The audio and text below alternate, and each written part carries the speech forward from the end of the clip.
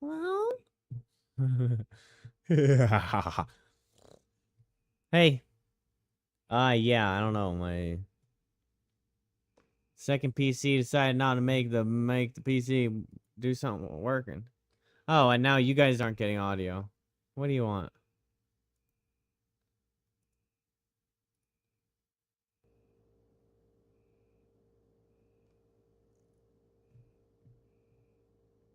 Yeah, it's like delirious energy though.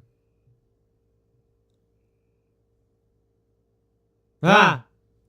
Wait, so why are you getting why now you're picking up my mic twice?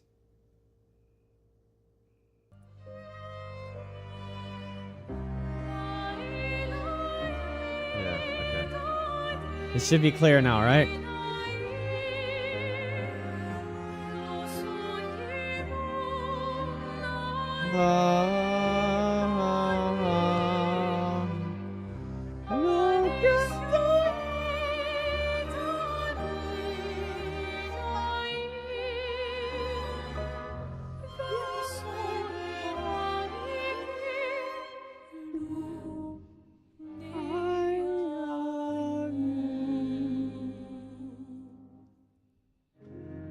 Maybe lower the game sound in town.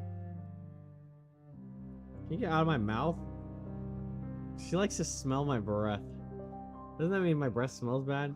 But it doesn't smell bad. She just is like...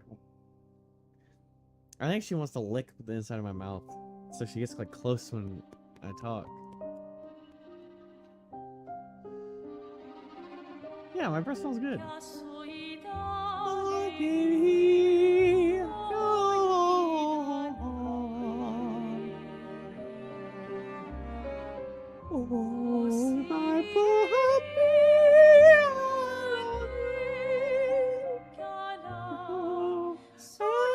Dance with your heart.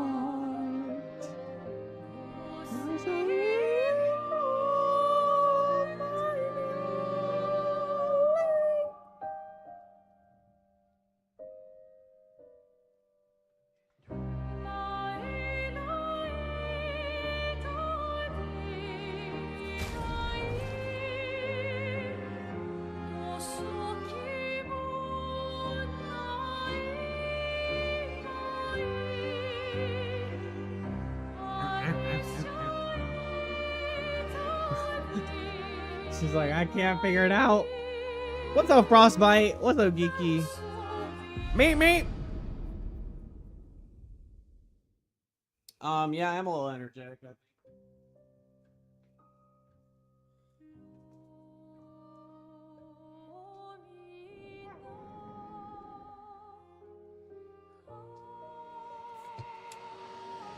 I just was stuck at work forever.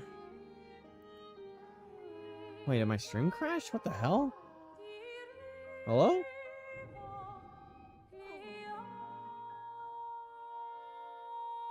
Alright, lovely. I don't know. We're gonna have some drop frames, I think. Tonight's one of those nights, but I'm pretty sure we're close to...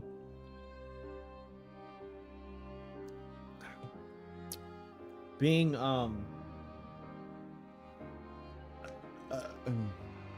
we should be close to something. We'll get there. We should be close to internet changing, and then I think the last of our issues, which is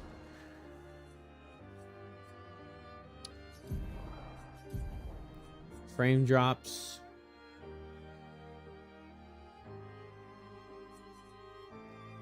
should relax.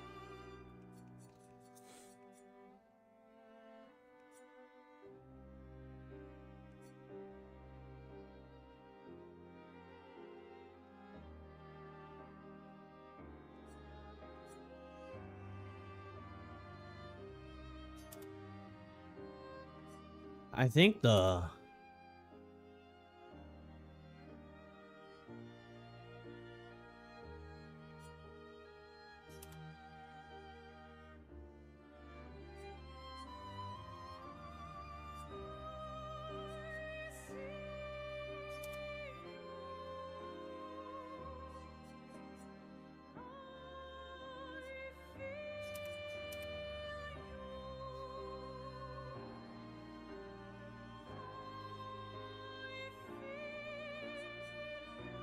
can't gain shields.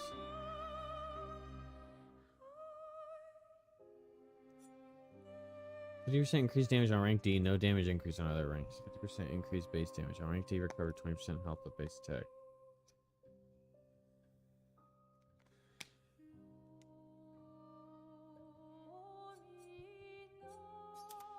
I mean, I low-key feel like it's Chevalum.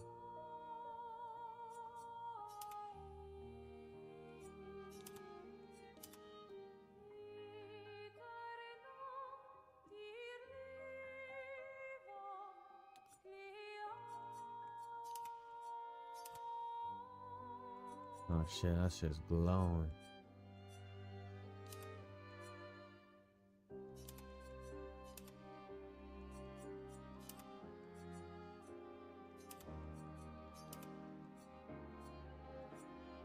Sureso.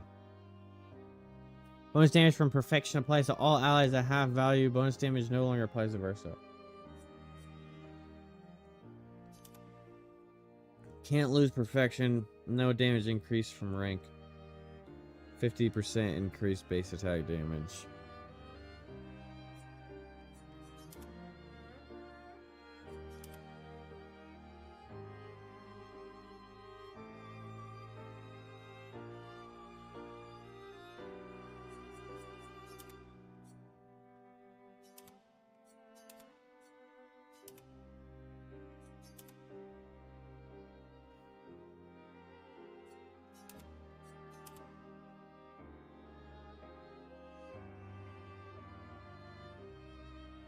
I want to see what this guy... I saw some video and I clicked on it and then I only watched a little bit of it, but he had like a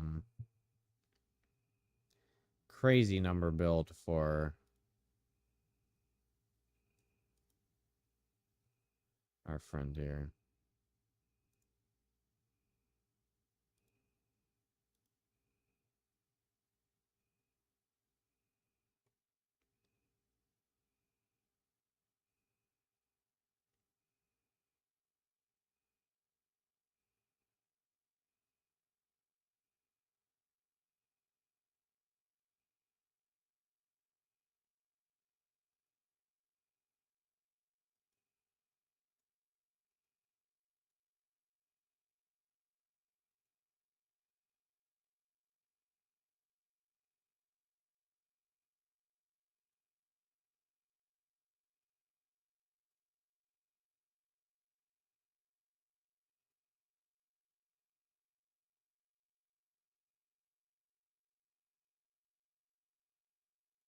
All right, guys, so this is without a doubt the most broken and stupid setup for Verso that I use a lot in our playthrough, and I think you guys are really going to enjoy this. So starting off the match, as usual, we have shields and we have low HP. They're using the Chevalem. It's gonna...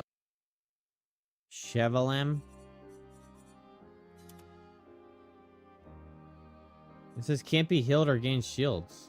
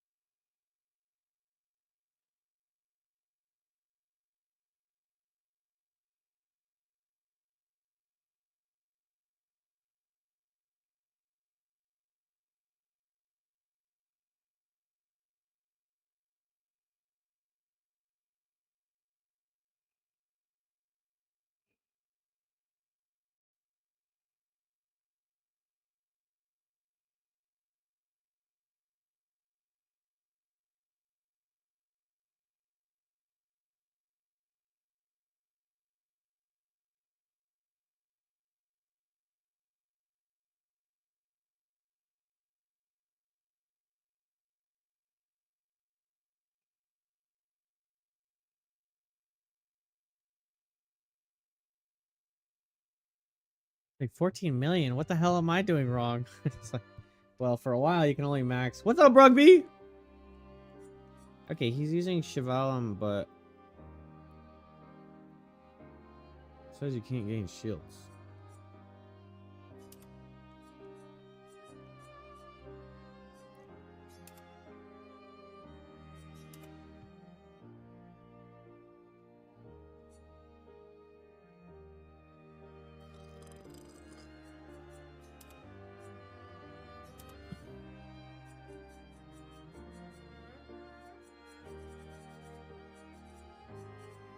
Where the hell's Stendhal?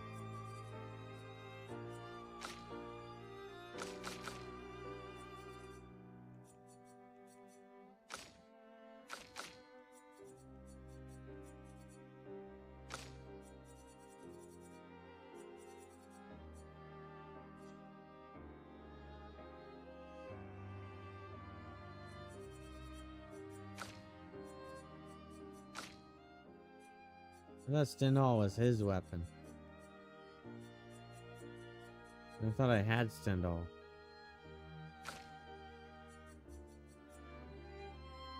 Oh, wait. Stendhal is this. Okay, never mind. Alright, I do want to see if there's anything that boosts the shit out of this, so I don't even need to do the fire anymore.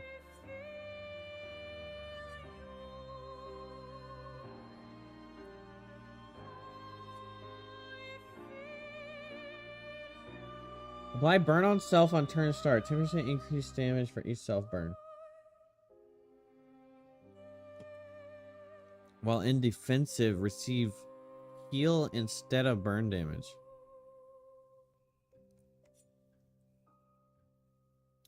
In defensive stance, double break damage. Gain 9 AP on breaking an enemy. Start shields removed by hitting enemies. Steel shields removed. Switch to virtuoso stance on breaking any shield.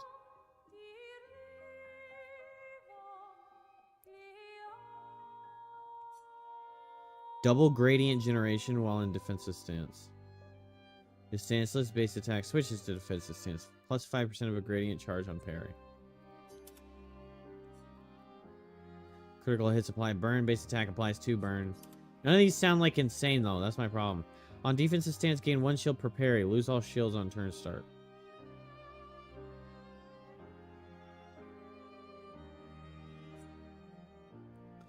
On turn start, if stanceless, switch to offensive. Fire skills cost 1 less AP. Plus 1 shield on switching to offensive.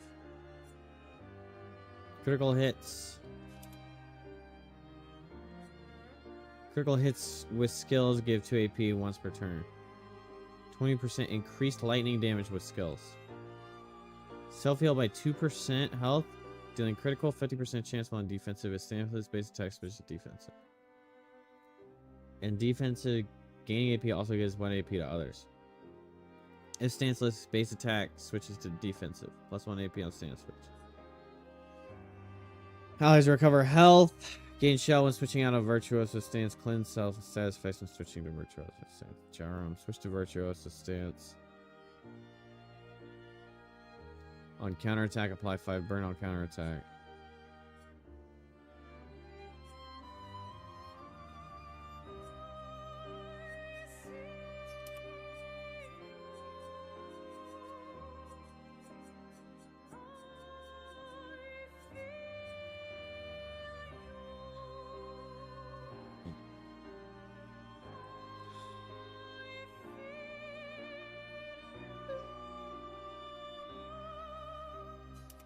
This one's so cool looking. I'd love to use it.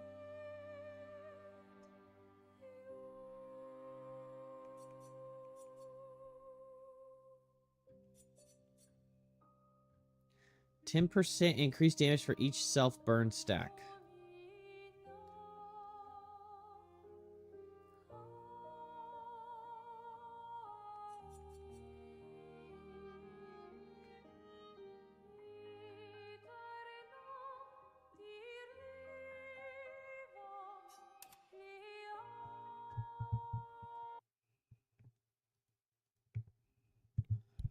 Let's see. Mael best weapons.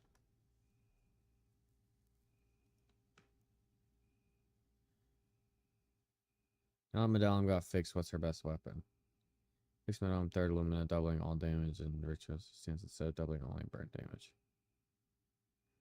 It's probably still Medallum just because the passive. Starting Virtuoso is insane, given that with every other weapon you would have to burn Swift Stride, Stinhall, instead of just straight up going for Stinhall. Even with last chance, it's still 1 turn extra.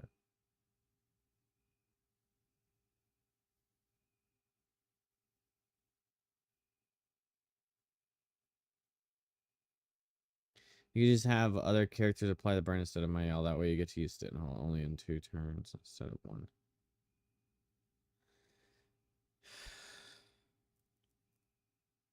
I think Alicia's weapon, Lethum, deserves attention as some cool passes where you switch back to Virtuos on any counterattack. Considering some skills remove the Virtuos. With this, you no longer need to worry about it and stay most of the time in that stance as long as you made a counterattack. It has also the ability to keep marks on enemies while hitting them in Virtuos stance, making most of your hits to be buffed 50%. Medallum is still better if you always want to start early by 1 turn and land a big attack early and maybe build it around burn builds. But for a normal build with long run, I think this one is super. Is not burn yet.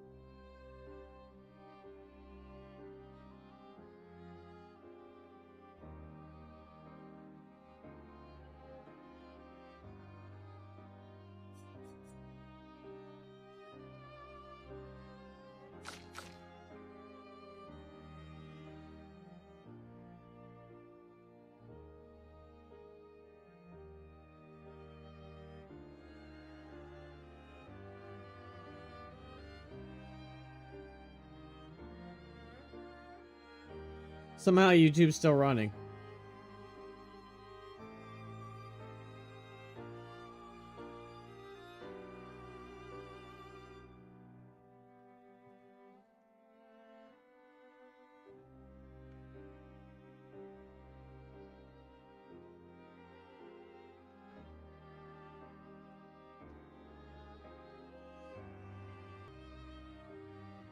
Make sure you refresh browser. Oh, we dropped back to 0. This is insane.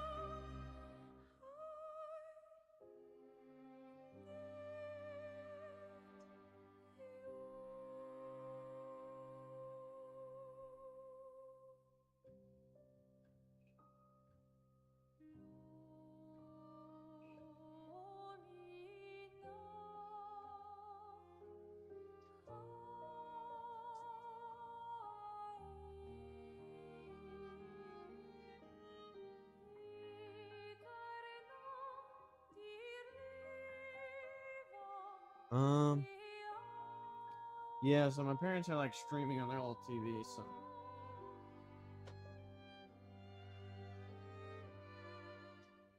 they're watching TV right now, and that's how bad our internet is it can't handle my parents watching TV and me running the stream. So there's not really anything I can do about it. I can't really even resetting the internet's not gonna fix it. So we just gotta wait it out, I guess. Which is gonna suck ass.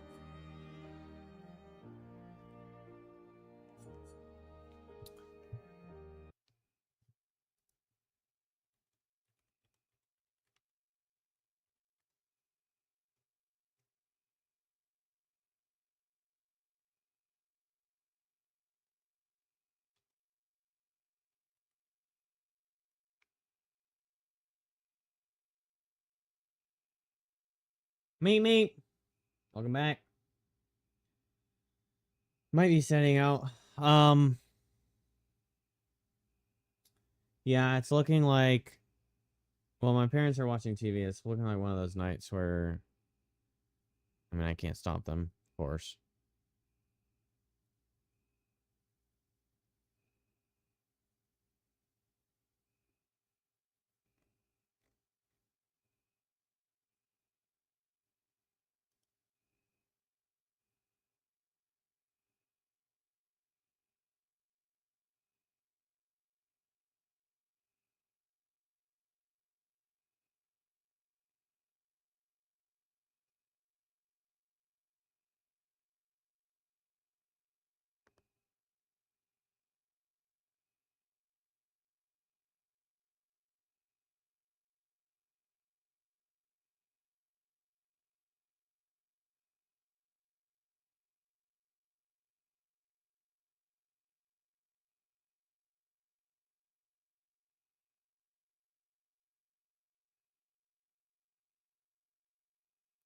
See, I was trying to... She's very situational like Luna, but also she's the best support character for setting up others to succeed. So making her this hero of your story nerfs what she can do for the party a bit. Either way, this weapon works fine.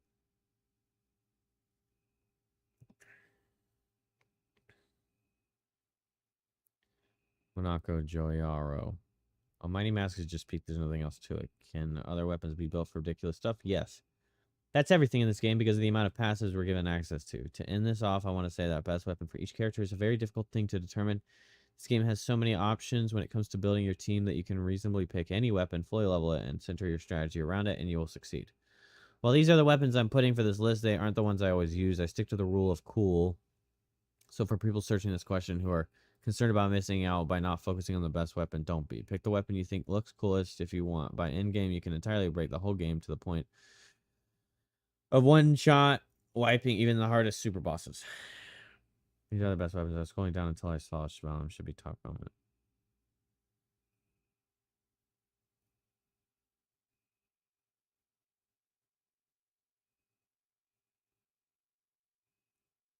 I would argue this CL it gives greater rush to allies on moon and greater slow to enemies on sun.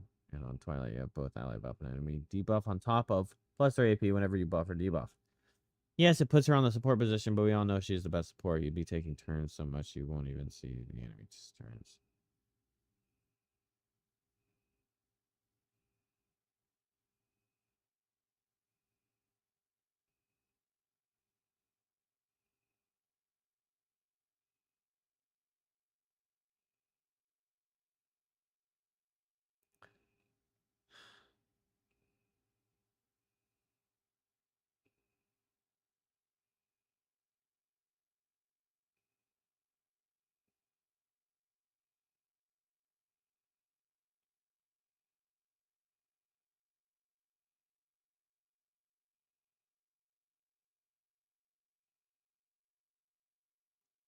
Deals light damage on any damage dealt with skills.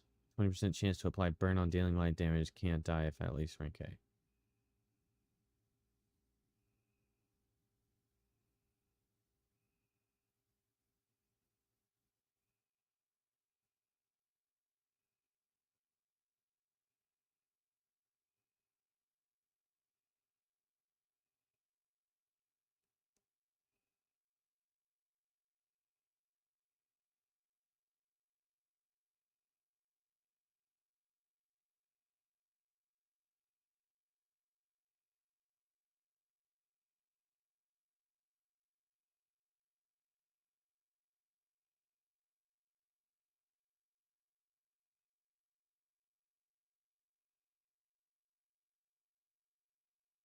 Then there's a break on basic attack. You can pop off after gunning down tougher enemies. He could probably sell everything since he's 300 plus stack burns.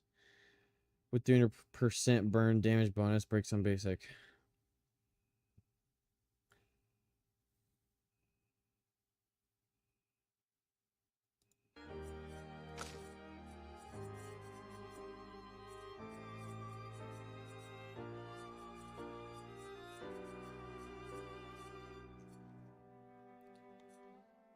Oh, well, I mean, I think the stream's maybe studying out.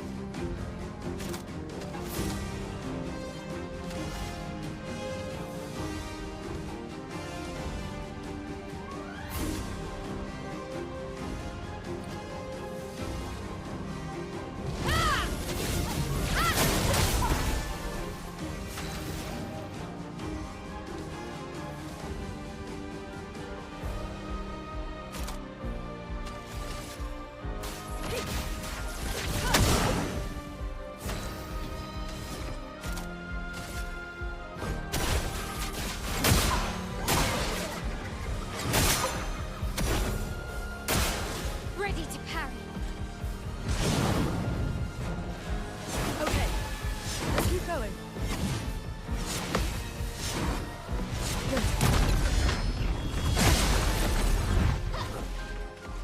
You're done?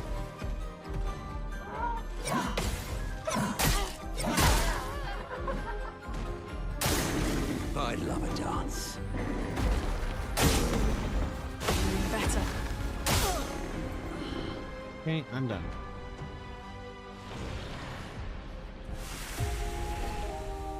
Okay, we're not gonna fight this. I'm gonna come back, chat. This is fucking annoying and stupid.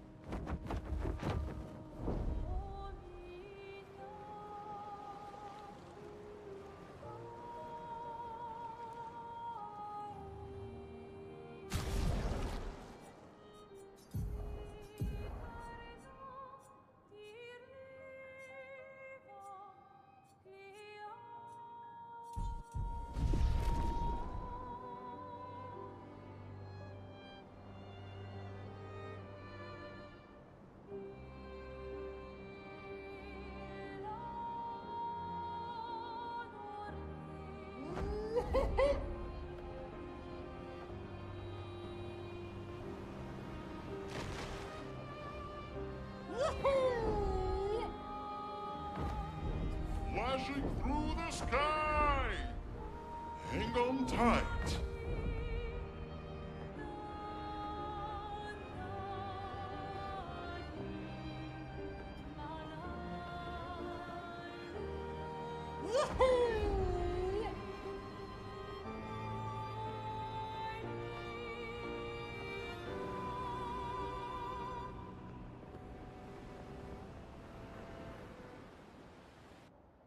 He thick.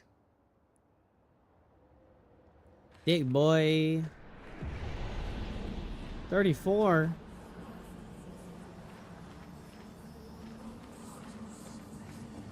That's the year right before us.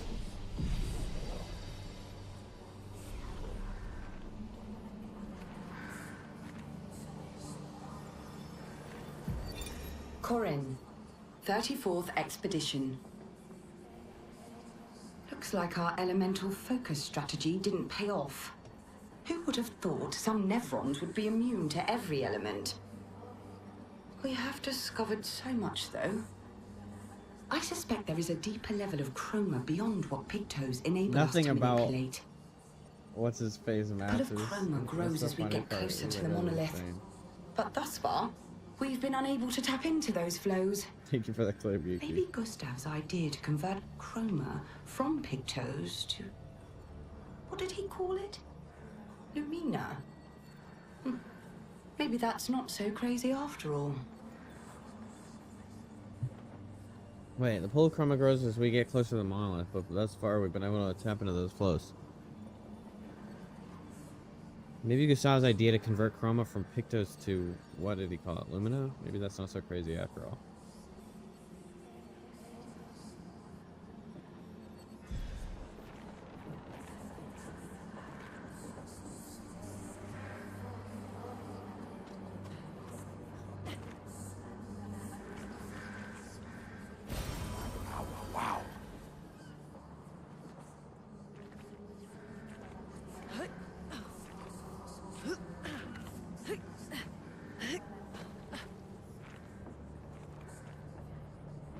Okay, this is the whole biome?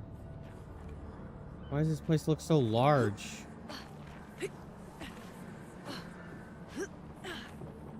Like, what the hell is the story behind this shit? There's stuff everywhere.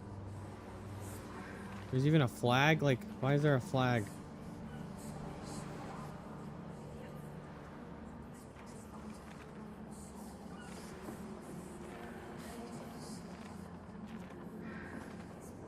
You should hire me to do the intro music? Yeah, absolutely, they should.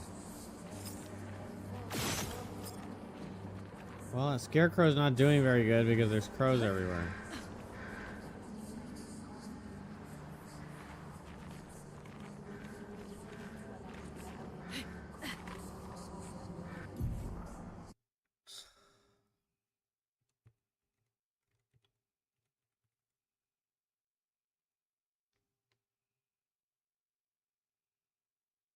Once you find the entrance, expedition flag ahead. Next to it on the far right side of the tiny hut, you can pick a code. There should be roughly 23. Once you've shot all of them, a brief cutscene will show. Okay. I shot the Scarecrow, but I didn't shoot the crows.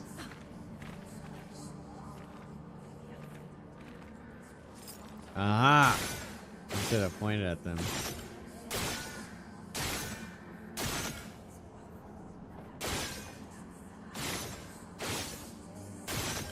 I almost just completely walked away.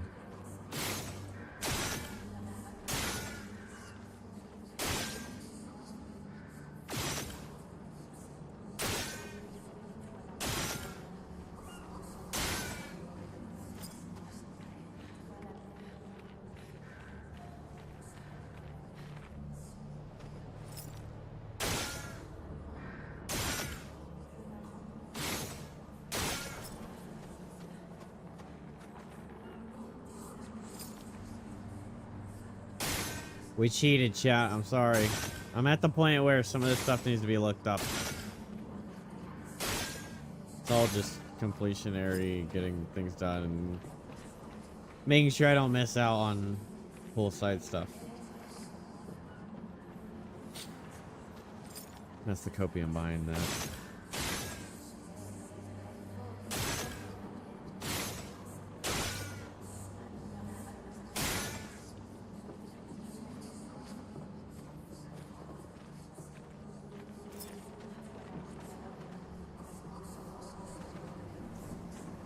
The Lone Crow. A cutscene, whoa!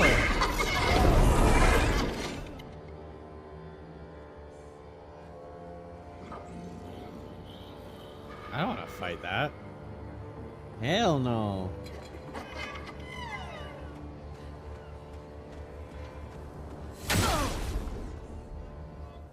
Chromatic Chevalier.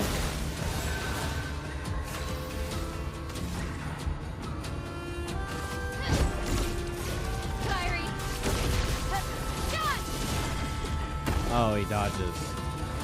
I didn't even think about him being a caster.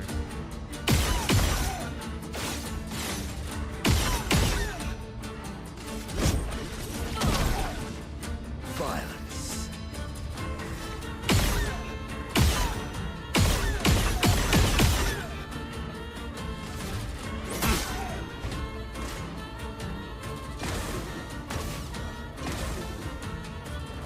Finesse and grace.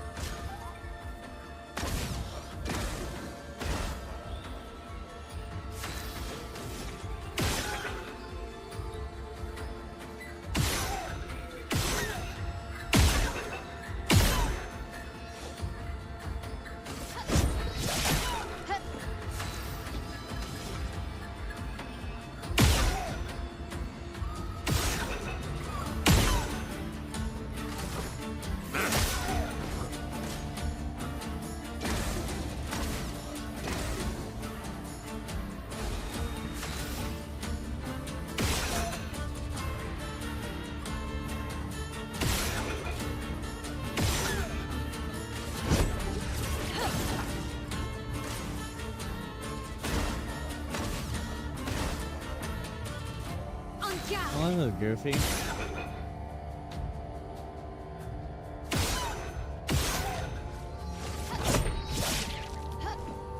I feel like these masks getting broken should do more damage.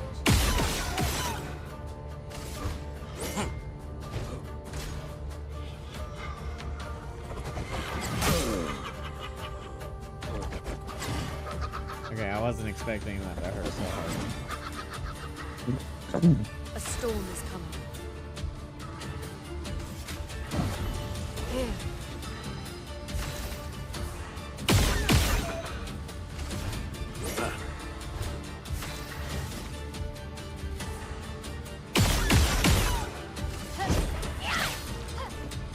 Let's dance.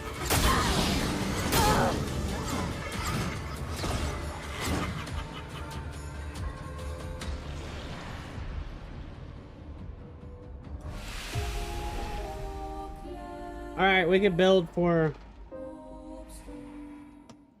all those shots.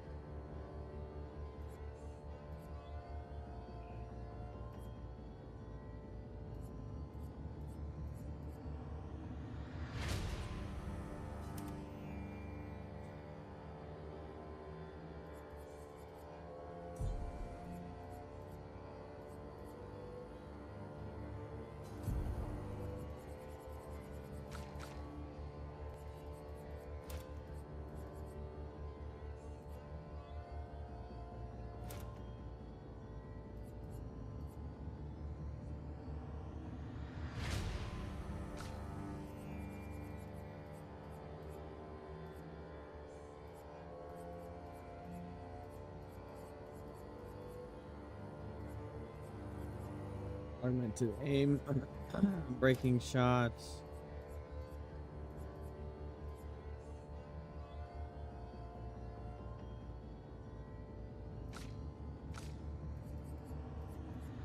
Burning shots. Marking shots. Rewarding mark. Millington. Burning shots.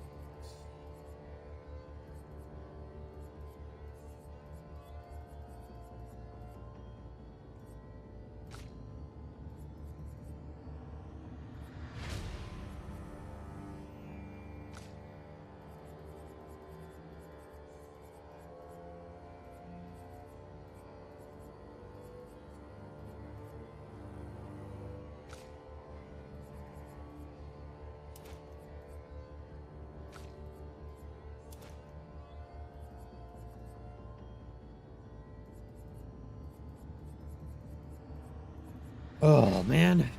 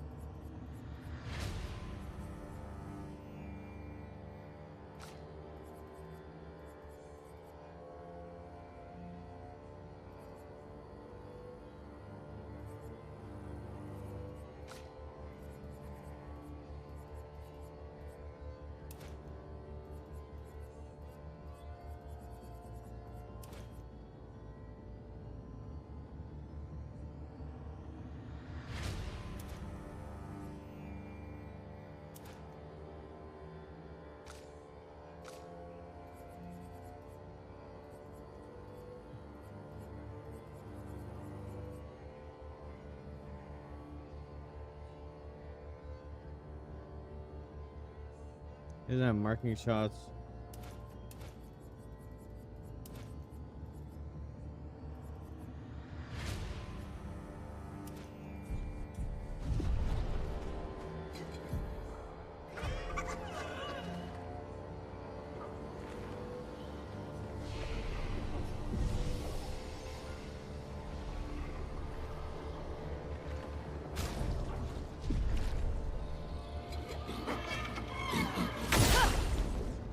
Alright, we'll see how these shots go.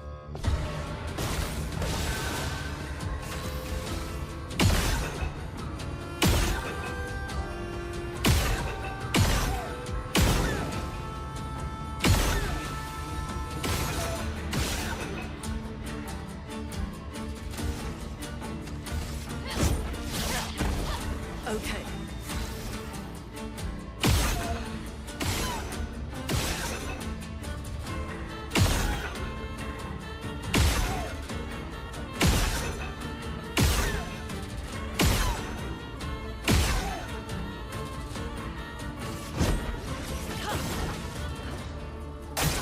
I'll do it. Okay, I fucking pressed the button. God damn it.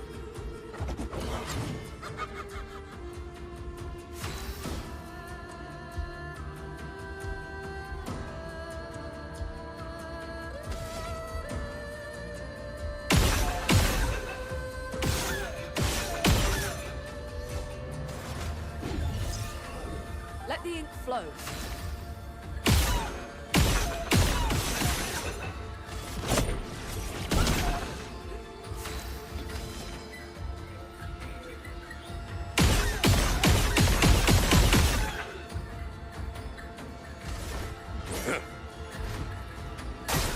Okay. Okay.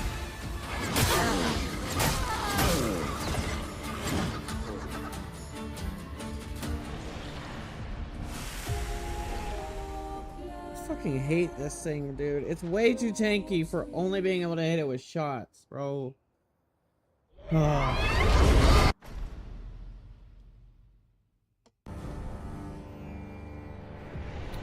Please don't tell me it didn't save after I changed all those pictos, because I'll fucking... Okay, I think it did.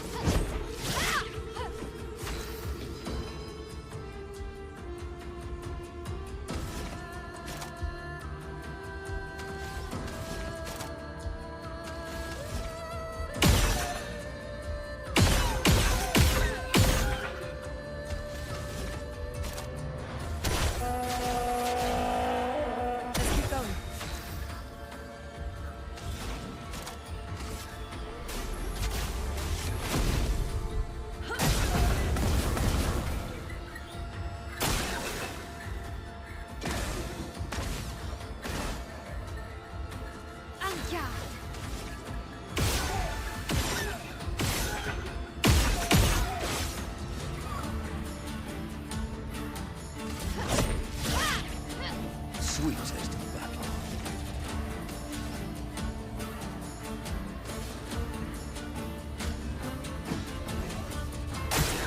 Rooney, watch out!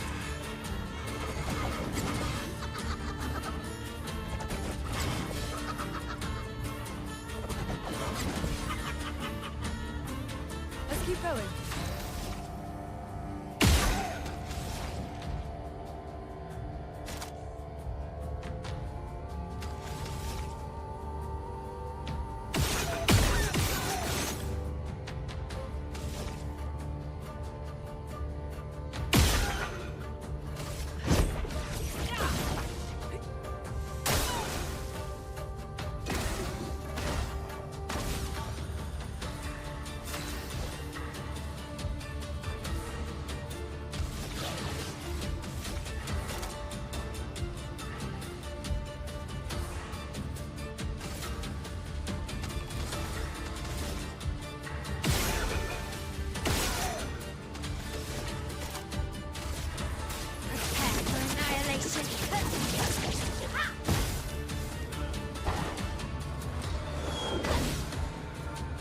My, what lovely feet.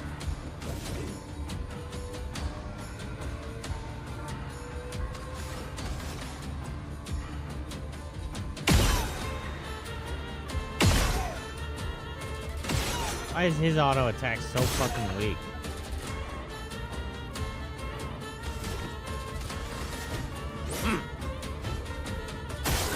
It likes you.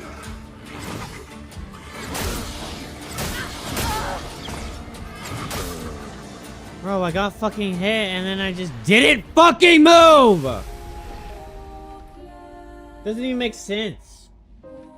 My character just stood there and took 2 more hits after 1 hit.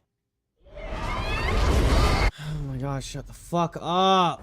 Stupid fucking annoying loud cutscene.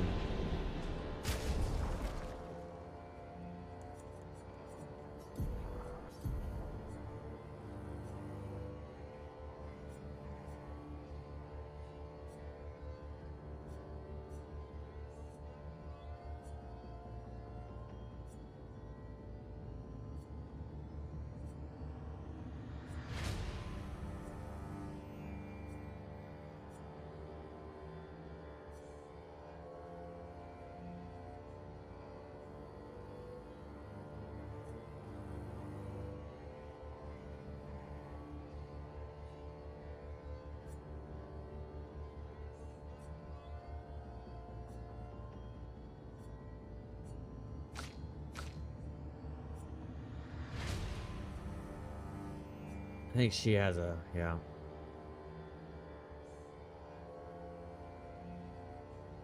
Free aim shot consumes.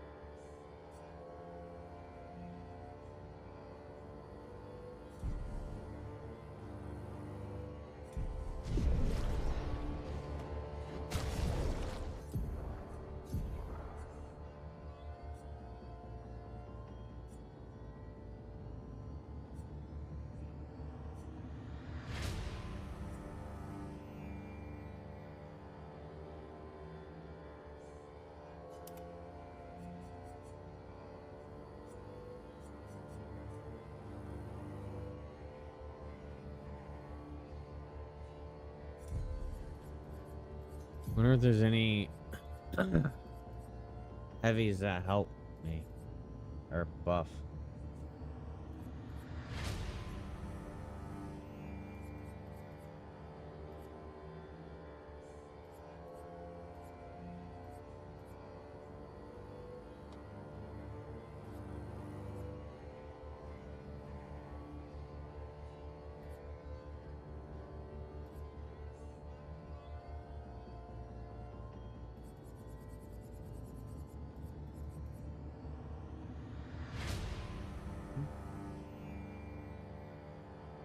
Crawler barrier.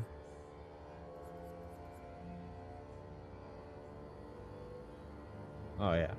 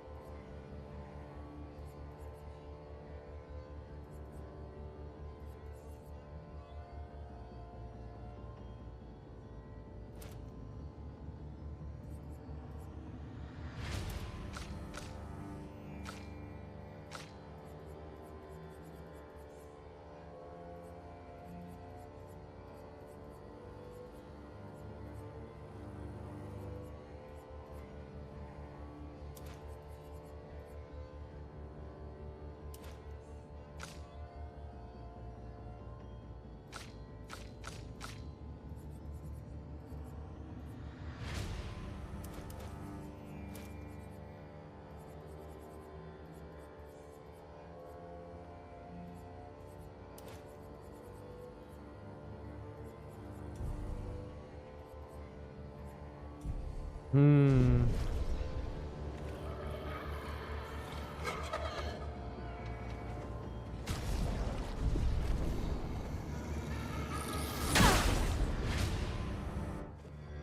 Hey, we can get there. Yeah.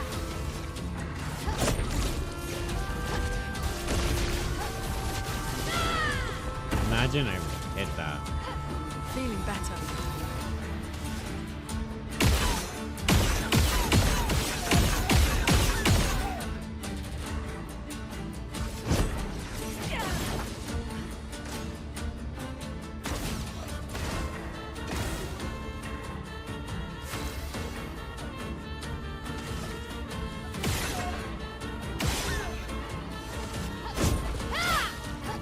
Violence.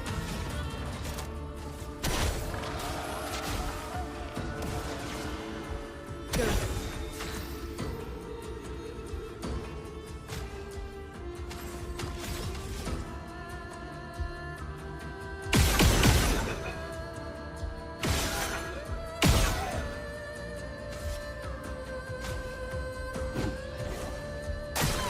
That's more like it.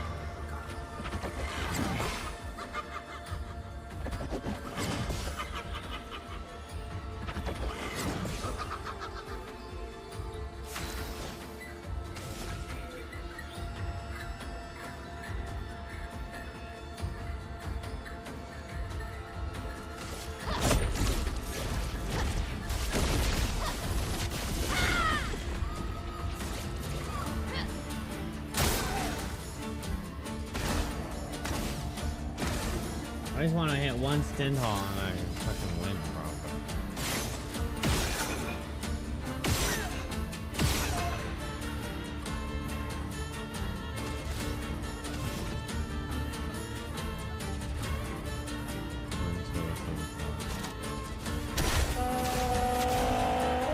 Let's keep going.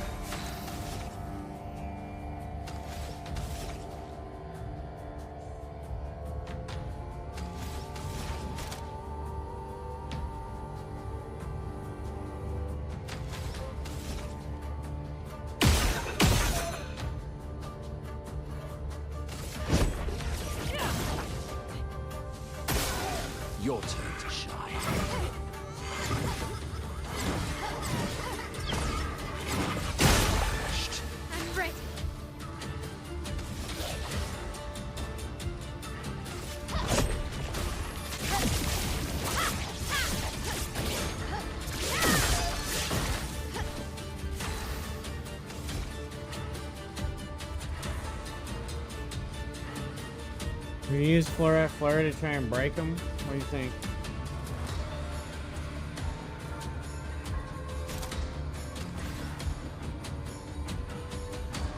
Or we could Stendhal. Stendhal would one-shot him if it hits. Maybe.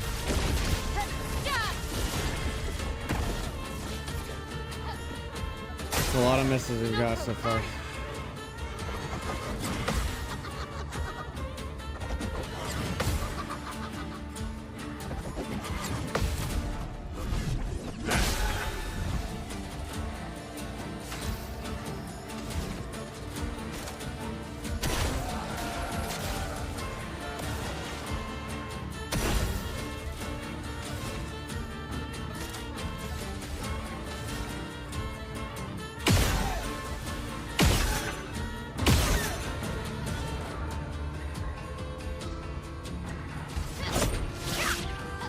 Let us stain them.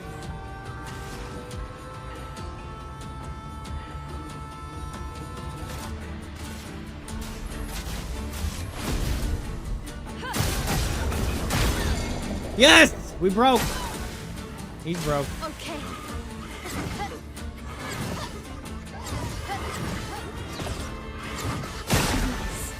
Sweet taste of black ore.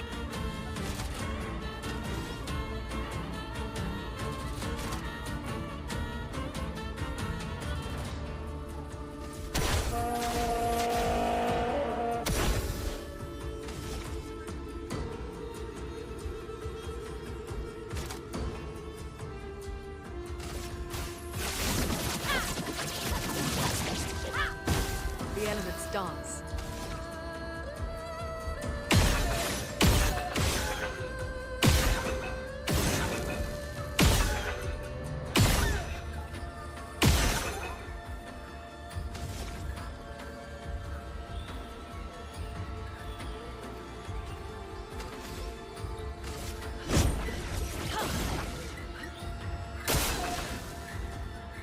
So close, dude. Look at that. Oh, really?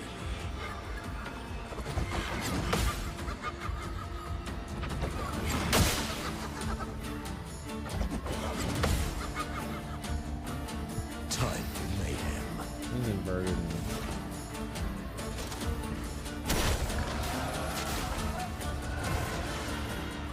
Aya!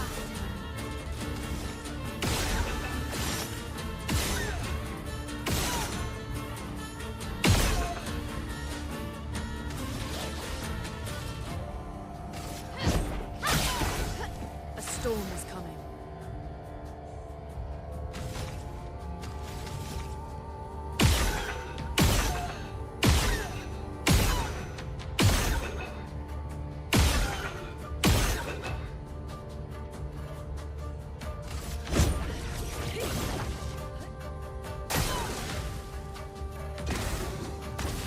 Keep using that as your turn, buddy.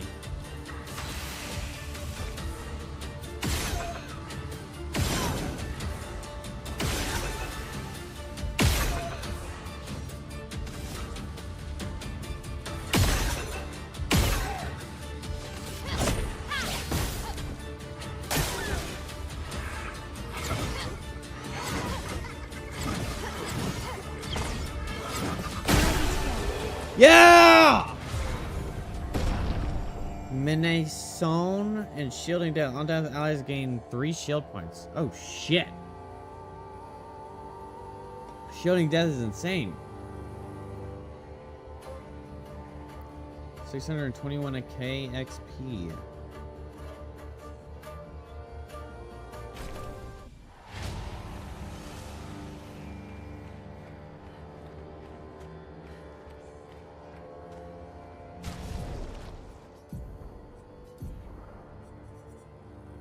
Sun skills have increased damage for each foretell on the target. Moon skills don't generate moon charges anymore.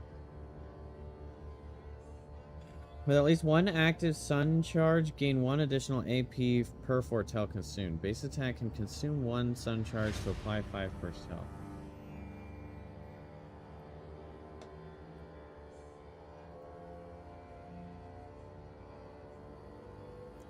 So this basically gets rid of Twilight.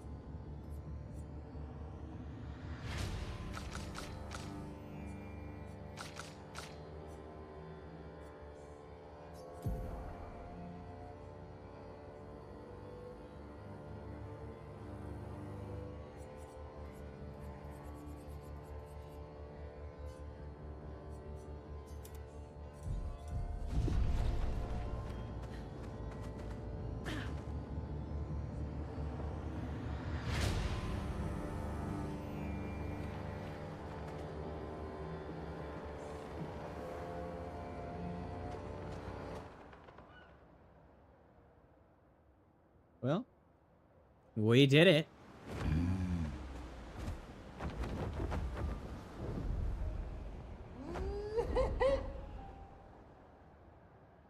Jack Reacher? Ripping.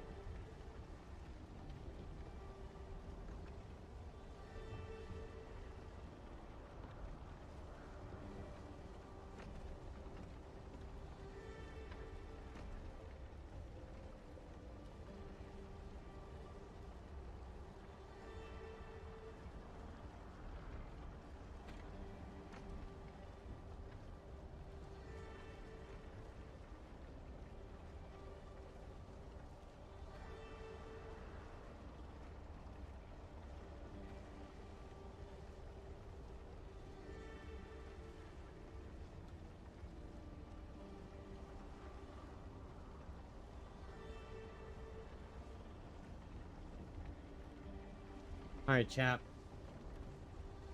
I kind of feel like I need to, like, really overhaul my characters and make a legitimate build out of them, because I'm starting to get to the point where these things are so strong that what I was using just isn't necessarily working. Like, my L's still going crazy.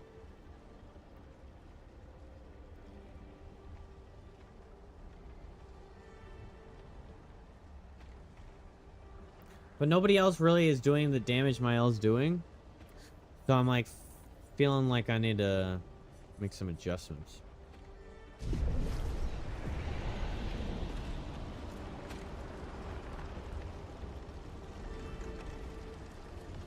Oh, this map is cool.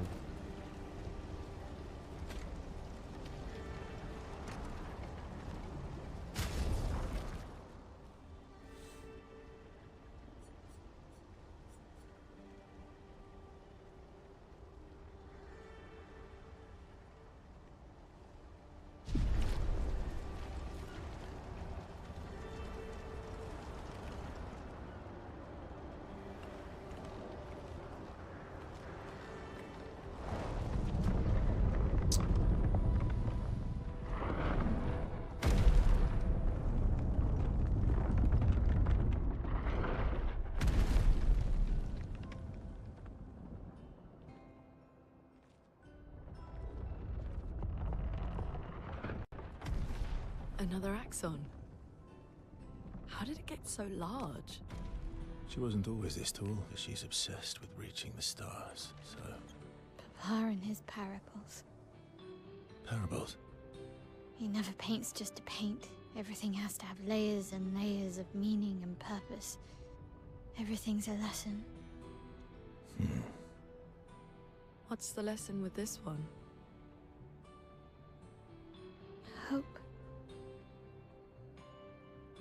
Lizzie. My sister's at the top. And Papa knows I have vertigo.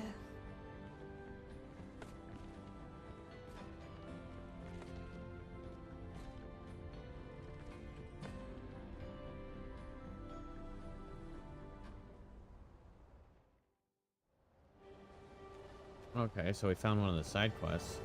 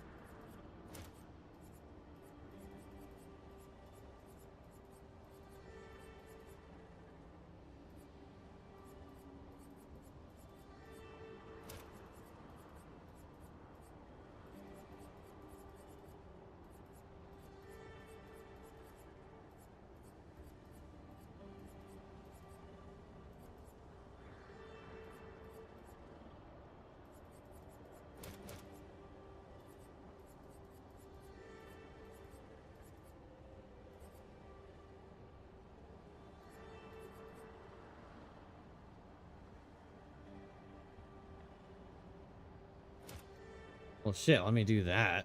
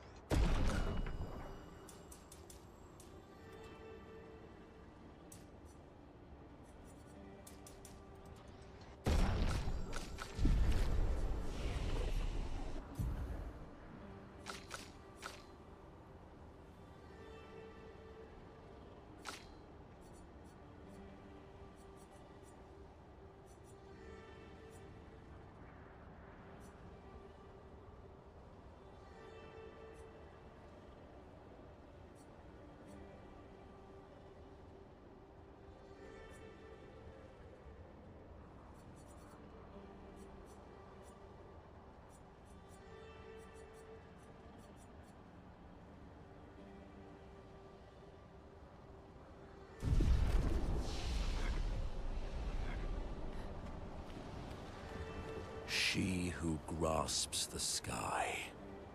I hate climbing.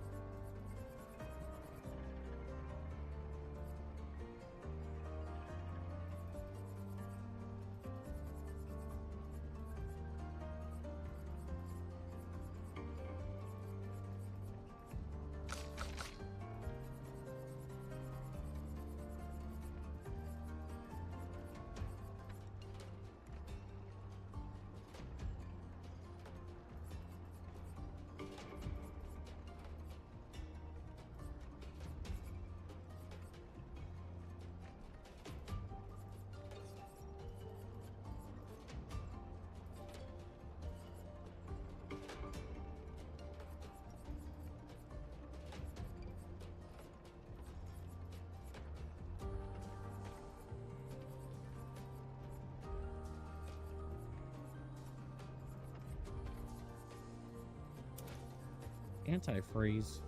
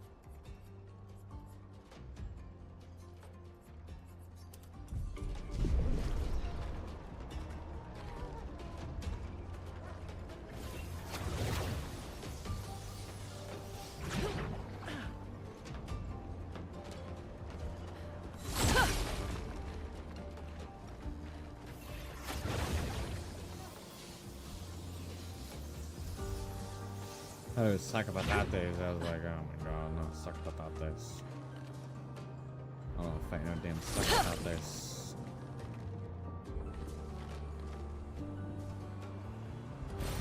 Nice.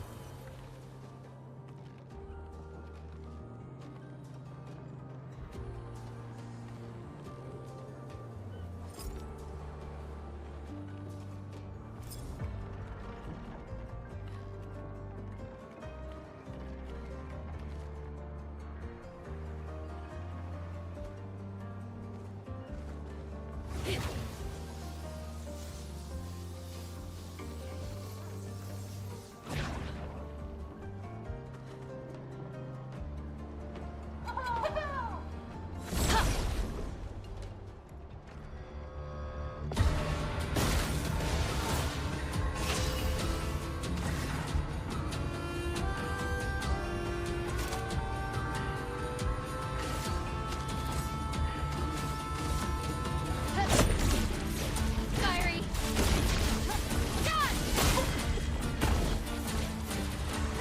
Let us stay. I did 793,000 in chat.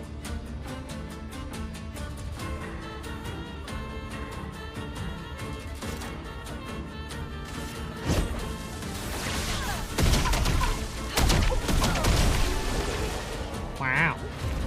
What's up, Mark? How you doing?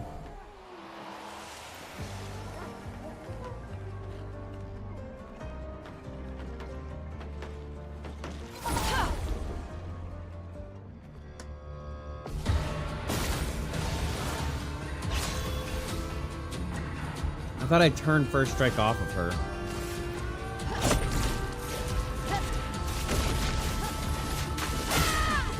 $1,105,000.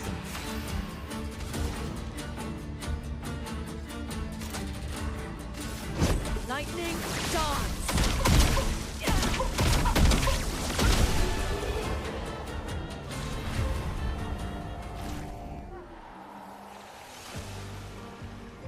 I mean, his HP was 34k. I think, We're hitting a little bit of overkill real quick. Aww. Ah! You see him reach over? Touch his friend? Face is cute. Sure.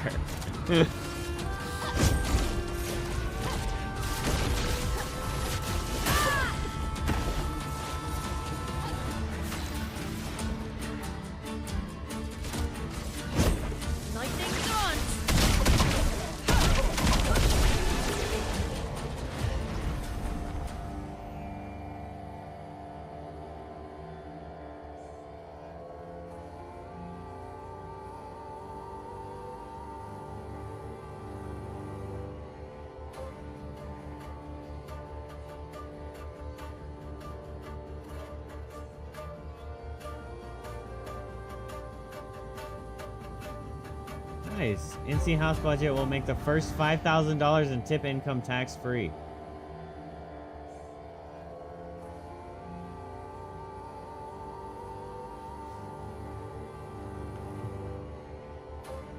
Pretty cool.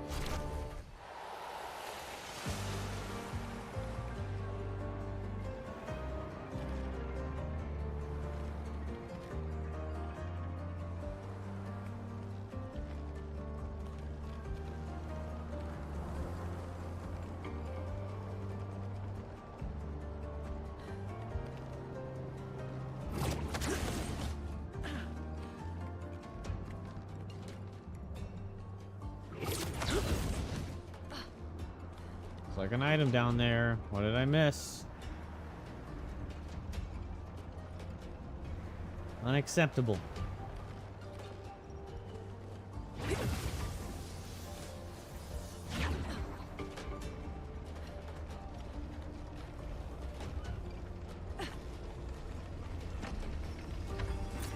Good stuff.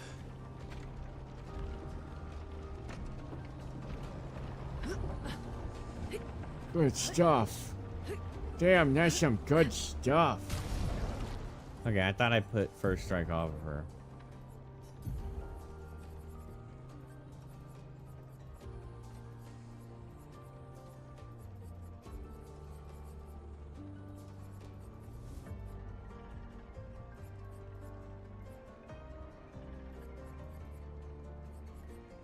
I did. So why is she still playing first? Speed 1,100.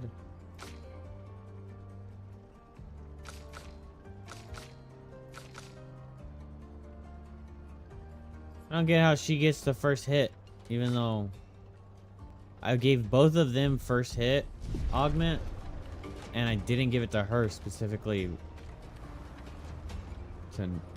Yeah.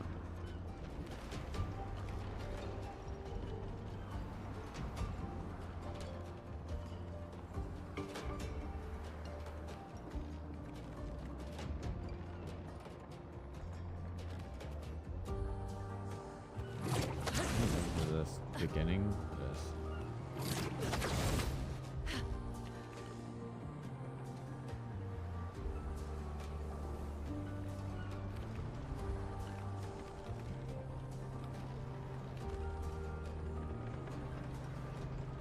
Down there is the item. Then we go up one. And then that was the blocked off area. We crashed through that blocked off area. Now we get to come over here. Oh. Dang. Interesting. Don't let don't let nothing slip by me. Let me tell you.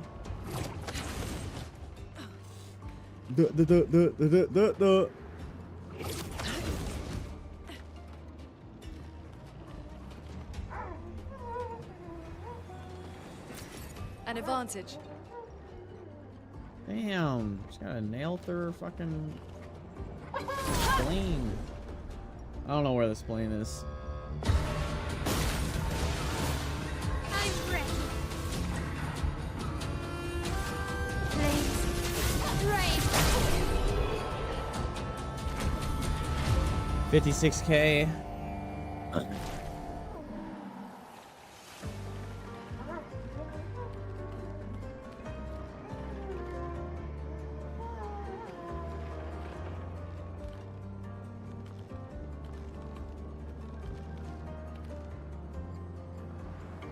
All these damn supplies. Are they trying to fix things or break things? She who grasps the sky. They're jealous. They wish to destroy her work. Pull her back to the ground. Is this part of the parable? Everything is. Perfect.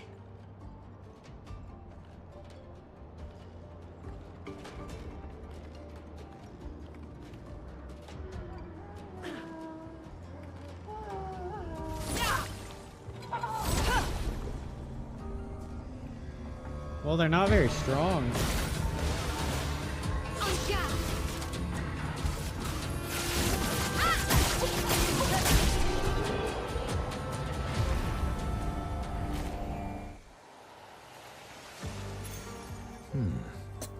It consumes 1 AP to prevent status effects application if possible.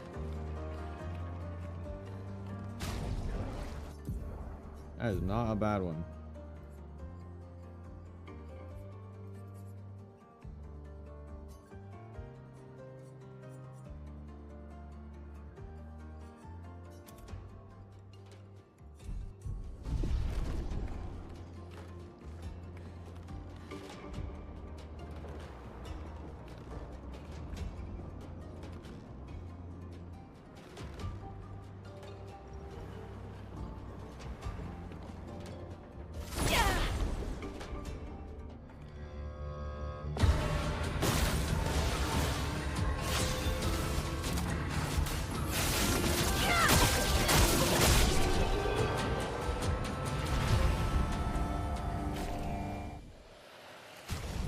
Wonder if it's in her weapon.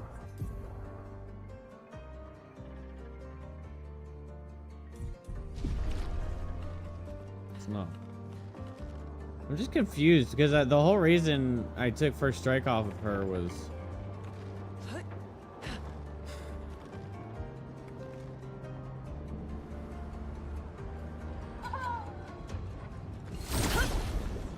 like the white hair? Yeah, I just got this short white. According to the story, that's her real hair color. Is that right?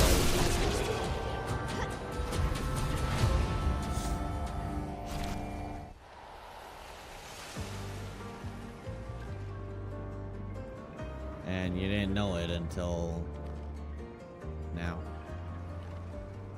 Fairly recently.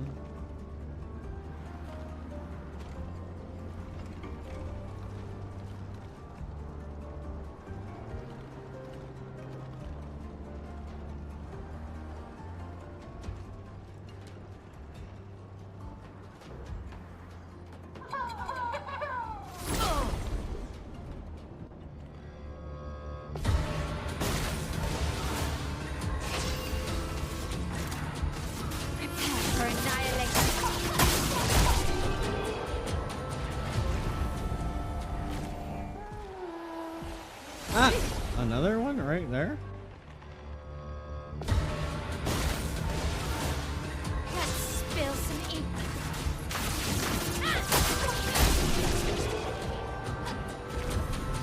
I know, this is riveting, right? I keep just doing the same exact move over and over. These guys are just too weak. I'm like way overpowering these fucks. Nice. Which is weird because I'm pretty sure this was like a story mode I needed, like a side story I needed to unlock after a while. Wow, okay, we could just get to skip most of the platform.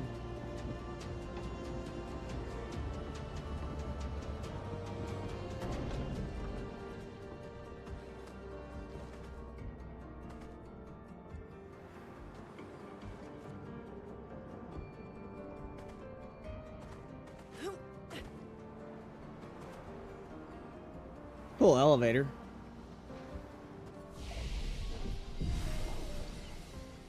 It's like a not elevator, you know? High dark damage to all enemies. 30 hits consumes all foretell increased damage.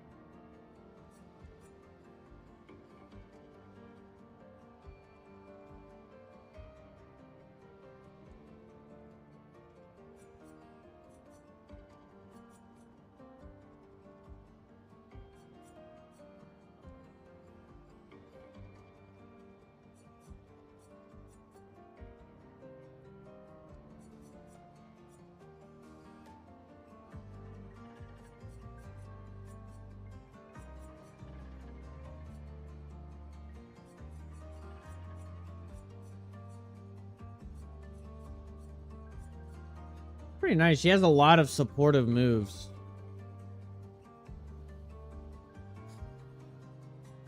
Maybe I want to like dip into that. Have her as just like the support character.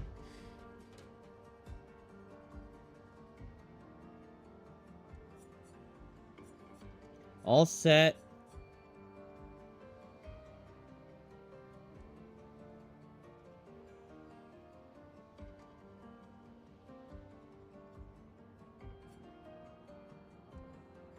Intervention and Fortune's Fury.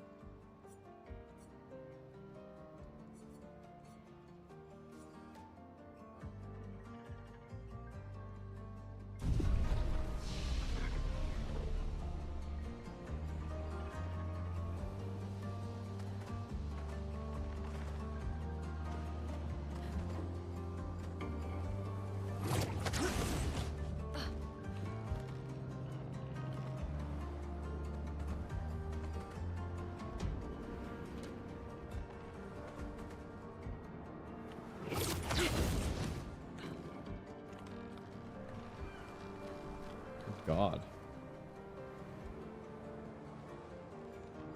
Ew, what is that? Okay, we might be getting into the hard fight here.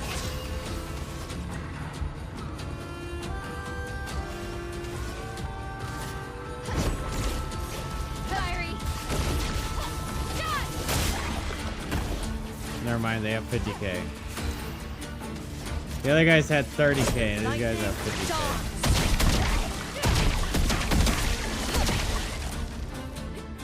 Why did I do so little damage?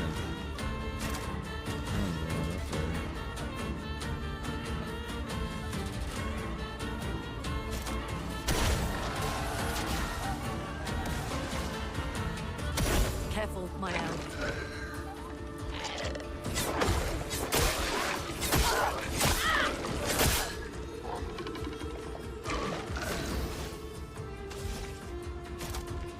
Leave me the fuck alone, you stupid ugly bastard.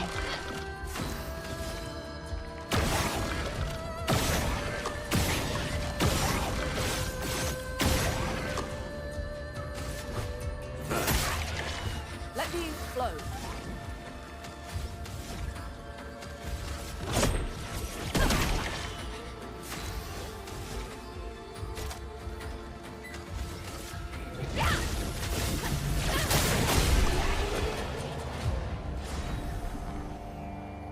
First free aim shot, each turn deals 200% increased damage and can break. That would be great for all those damn free aim shot things I've been doing. It's just, yeah.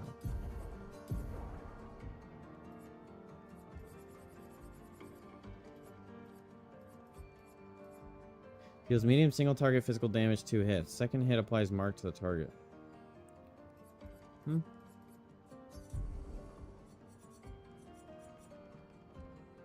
We only have 4 more creatures to kill, and then we would have killed everything, every model. Except for bosses, I guess.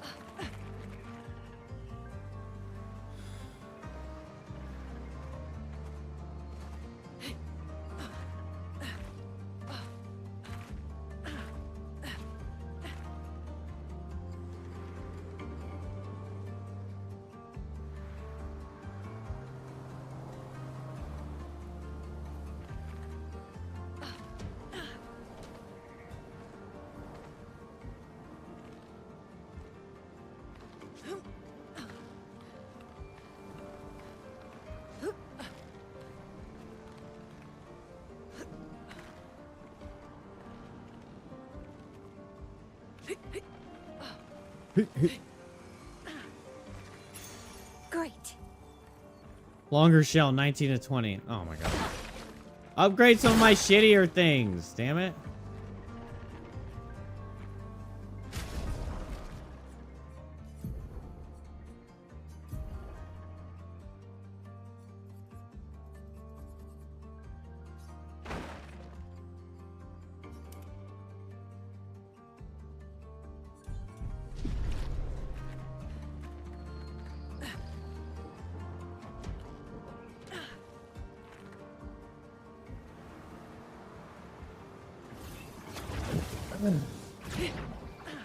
Some of my like really strong pictos that I have equipped Oh, are still like level lovely. 9.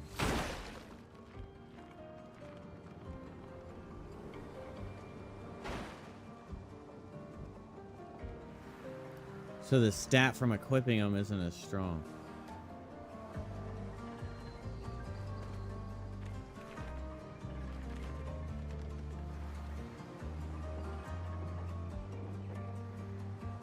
Place to look a little barren. Where's all the mobs? I want to ride this guy. Zeke the Freak! Thank you for the freaking resub! 13 months, let's go. What's up, buddy? Thank you, dude.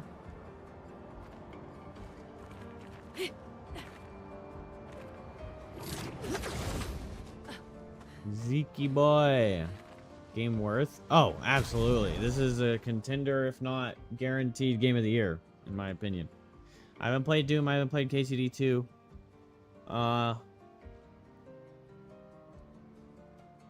It's absolutely at the top of the conversation. This game is phenomenal. They made turn-based. Is it better than Diablo? I don't know. I never played Diablo. I don't care about Diablo. I've just seen too many bad things about Diablo. And also, I just don't like Blizzard. I think that's who made Diablo, right? Blizzard. But the soundtrack, 10 out of 10. The visuals, 10 out of 10. The world building, 10 out of 10. The combat, 9 out of 10. Because it's sometimes frustrating, but... The characters, 10 out of 10. The story, 10 out of 10. The soundtrack, 20 out of 10. I already said 10 out of 10, but I'm going to put it 20 out of 10. I mean, like, bro, you have to make an argument. You have to try and argue really hard against this being, like, in the top 3 of the year. If not number 1. I mean, like, really, it's just that fucking good.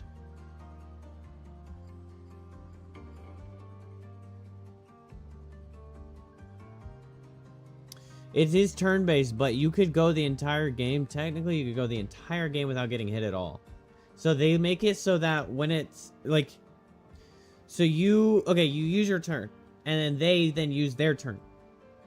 But then you can dodge their attack, or you can parry their attack. And if you parry all of... Like, say they have a 4-attack sequence. You parry all 4 hits, you get to counter-attack. And so you can build around counter-attacks, you can build around dodges, you can build around everything.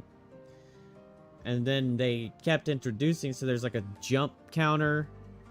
Like some attacks are like a really big sweep at your legs, and if you press A at the right time, and then you can do an attack while you jump.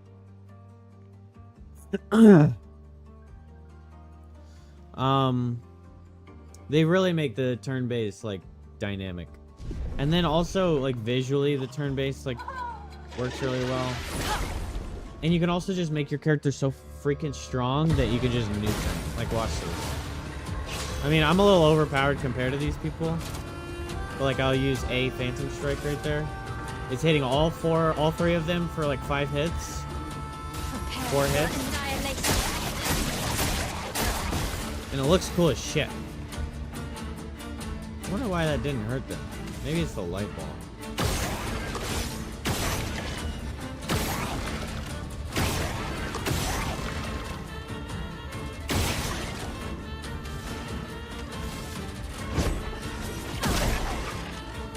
Yeah, so you can use this aim shot And so they have weak points, and some of them, like, if they're like floating, if they're called a caster, they have really high dodge, so you can't really use skills and basic attacks. And then you can use a basic attack, or you can use your 6 skills. And then that gradient charge at the bottom, you charge that up, and you get like ultra skills. And then sometimes you can make it so that you get 2 turns, or you delay their turn, so then your team gets to cycle again. You can build up a stun so that it skips them. You could build in a character entirely around buffing your other character. Like, I could buff these two so hard that, like, realistically, that girl at the end is my strongest. And I could just use an entire character just to apply a bunch of buffs. Make her just one shot even harder.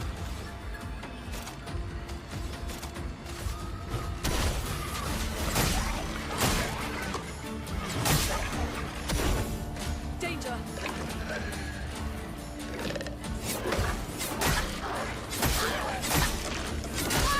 Okay, well, I'm...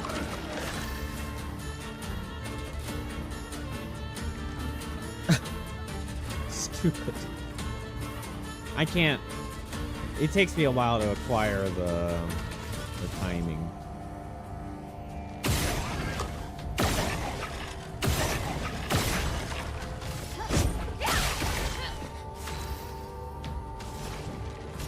And, like, she's like a mage.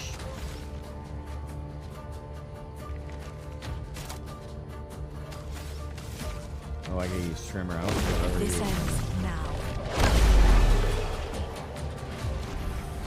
And they do, like, it when you do the finisher, they do, like, a still frame on each one, so you can get, like, cool little pictures. Freaking 6 still frames.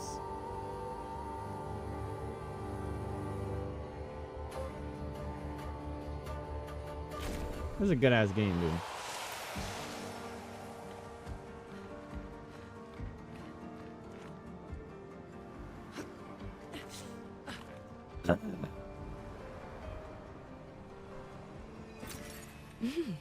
Interesting. And it's just like every map has like a soundtrack. Like they have like it's like an original soundtrack, and then it's like super long, dude. There's so many fucking songs, and there's so much diversity to the songs.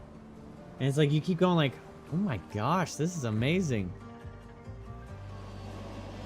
And I watched a video. Apparently they hired like one guy to compose it all, and he just sent them like a fucking track list, and they're just like fire as fuck. Which is worse, to die or to be the one who survives, to grieve or to be grieved.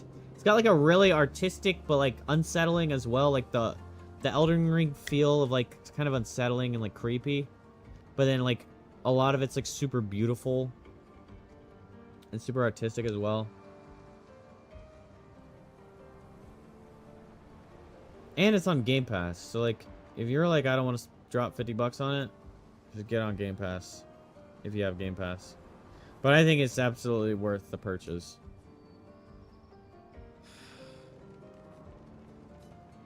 Some might say that's lucky, not simply because you survived, but because you had the opportunity to care deeply for another. I find myself grieving before they've even passed, grieving what could have been, grieving what is to come. She'll never forgive herself. She'll carry her scars with her always. Would that I could ease her burden. The man is not silent.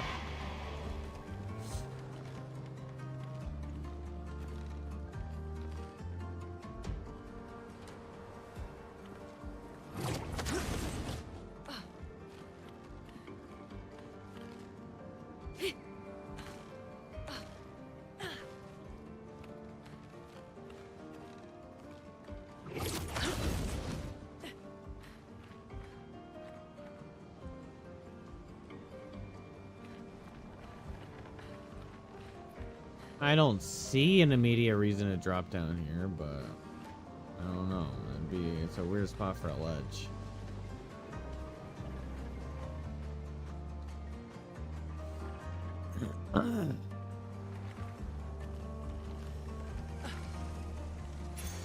Nice.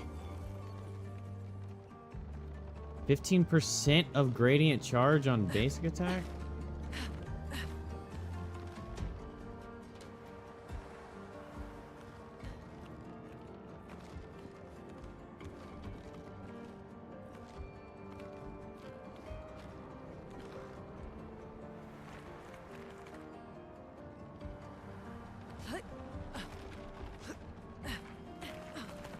Really?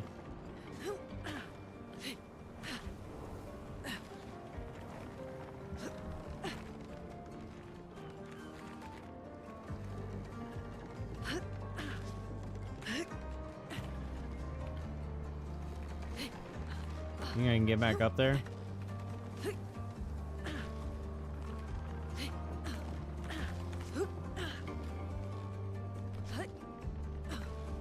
Fuck. Whatever.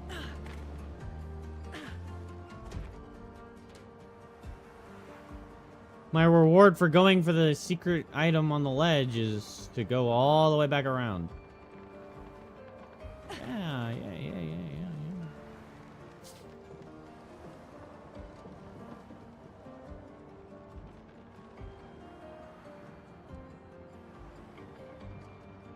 Sacrifices must be made. Go up here? I think I did, right?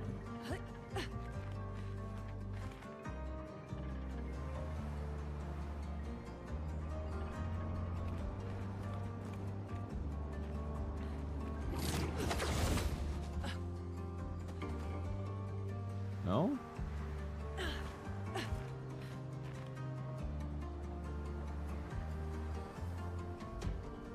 Yes. I want to know where that balloon goes then.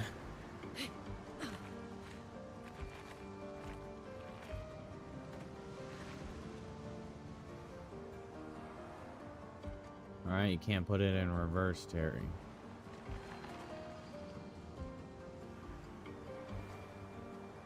It's kind of stupid.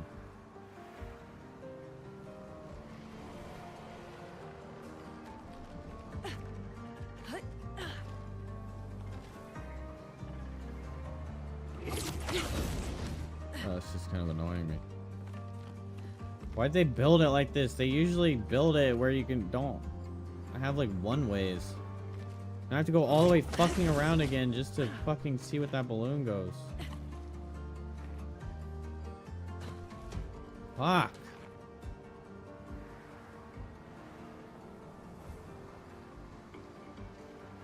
What a waste of fucking time, right?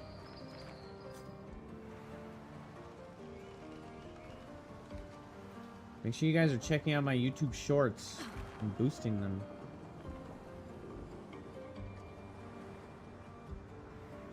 One of them hit like 5K views, which is pretty sick.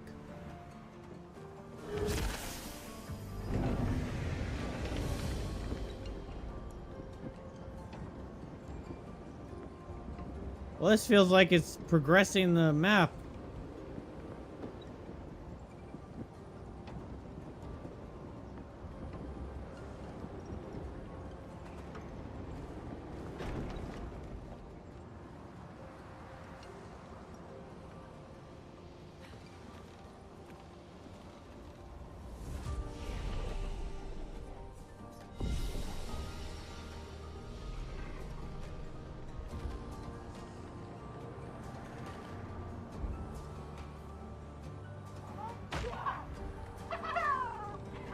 Did that Nevron just kick a different Nevron off the tower? It looks that way.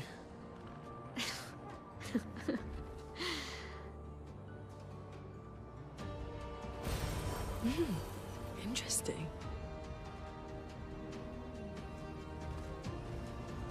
Oh, hell no, bro.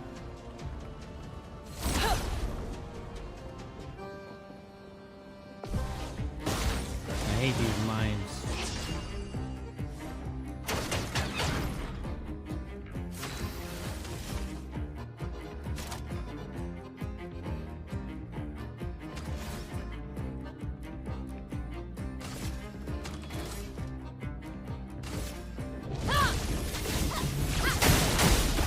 Chroma is flowing.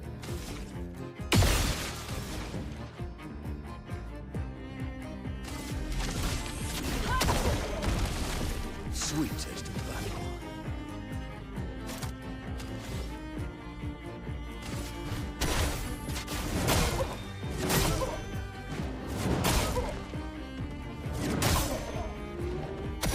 Let's spill some ink.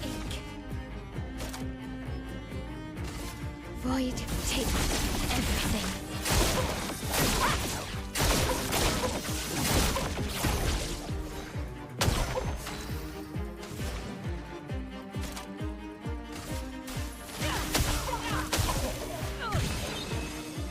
A storm has come.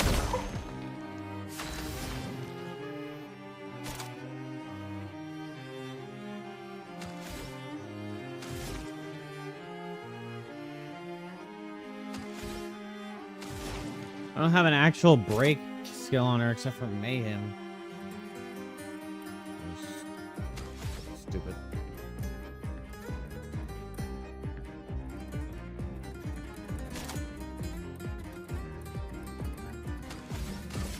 Let's shake the earth.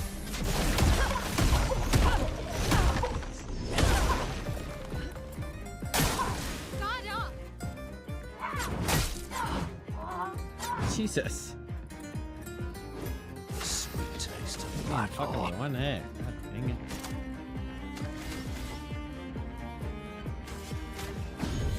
Sorry, I failed.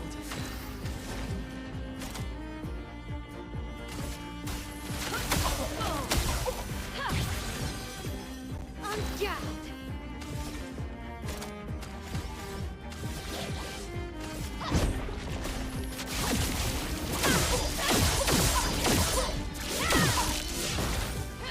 I'm ready.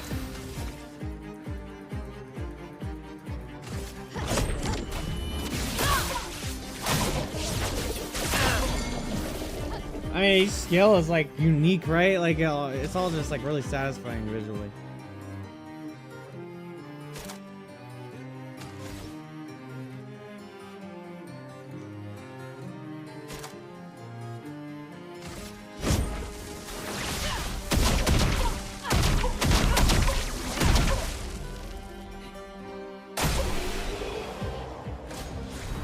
$262K for the burn damage.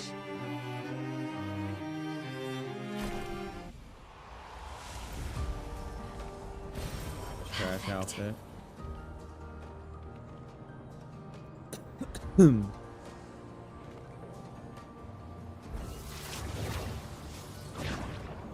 Okay, well, as much as I don't want to keep running back and forth over and over, there's more shit to get back there. I didn't know this fucking balloon was gonna fucking progress my fucking... Bah.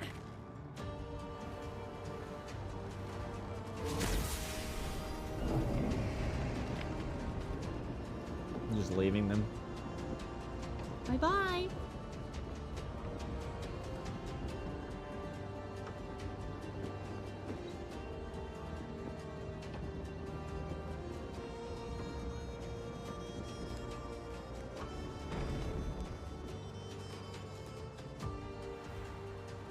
Alright. Fortunately, all the fights that I cleared are respawned. Unfortunately.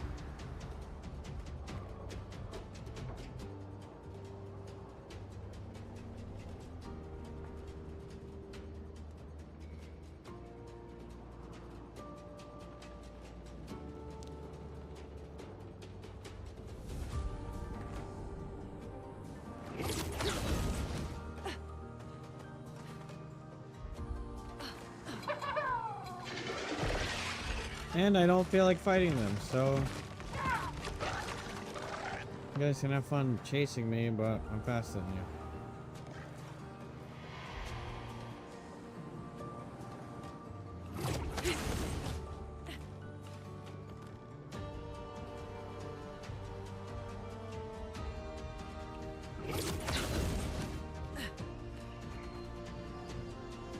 Alright, well, there's something back here.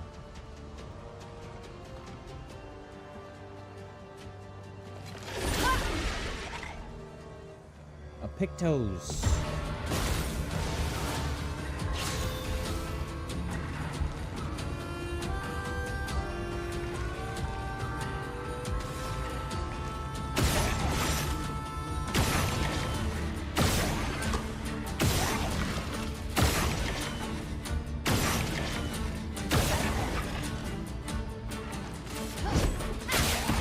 Chroma is flowing.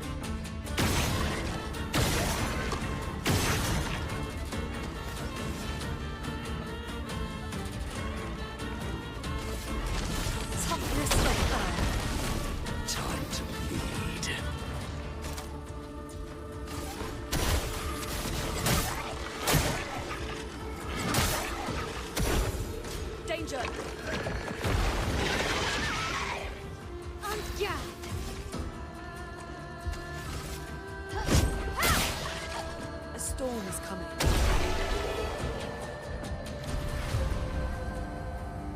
Let's go. Nice. Charging counter. 10% of a gradient charge on counterattack. That's, bro. That's like really insane. I'm not gonna lie. That is really insane. Auto powerful.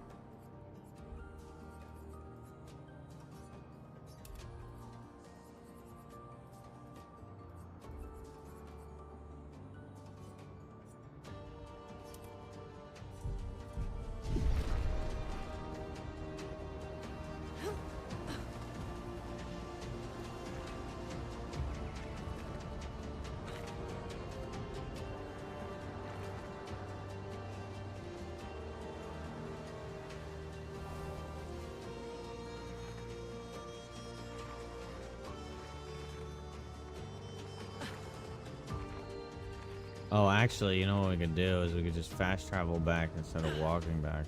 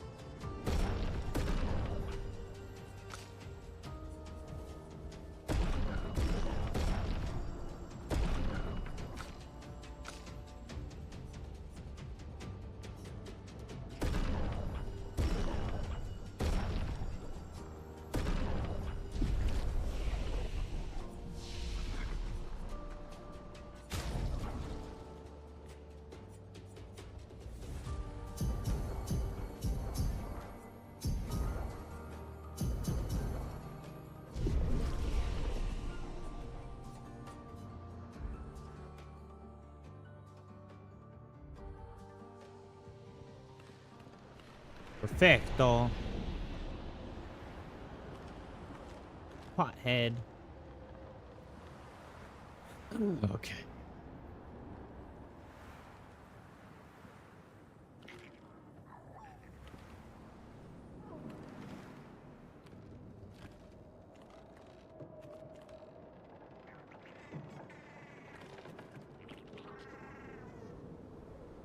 I'm hearing a patank.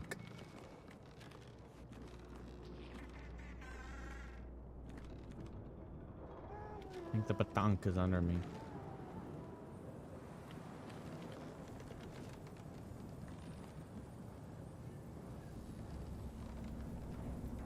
Oh, I was wondering what that glowing noise was. What is that?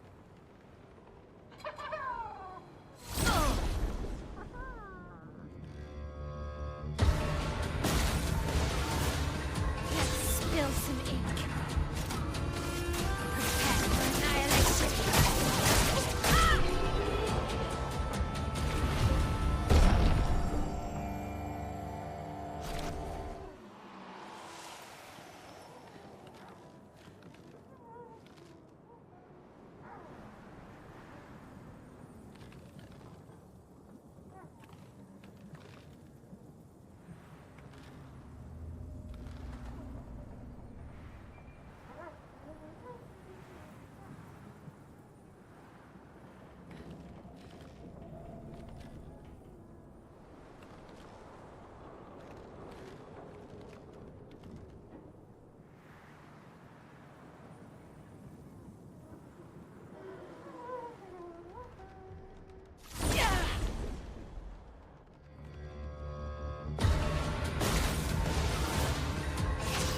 There.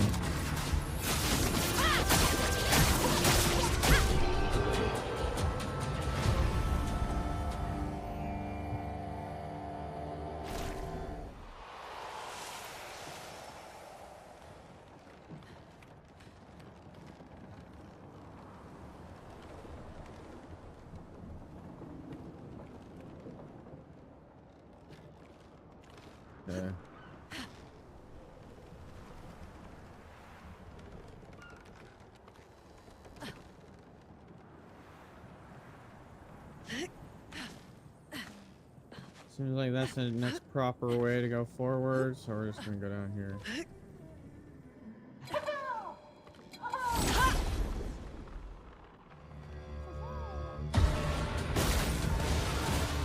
Henry! Prepare for annihilation.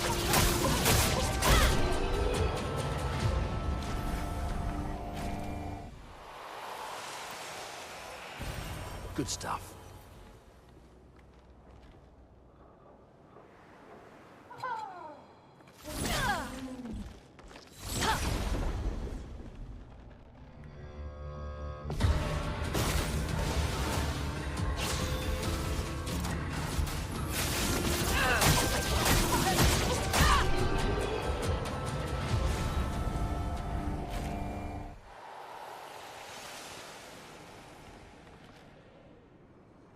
There's a doorway.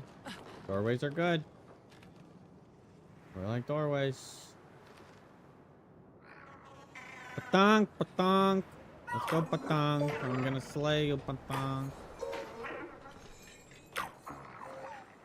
I don't know where your resting spot is, though.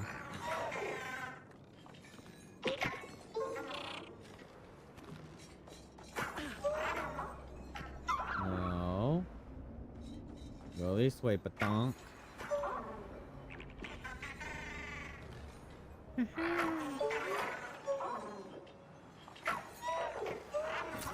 Good stuff. All right. This is like another little challenge, just like the mine that we fought. Ready to parry.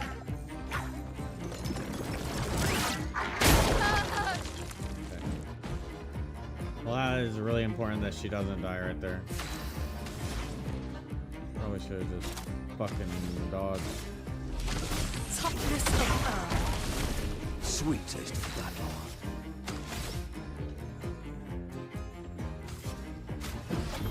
Let's spill some ink.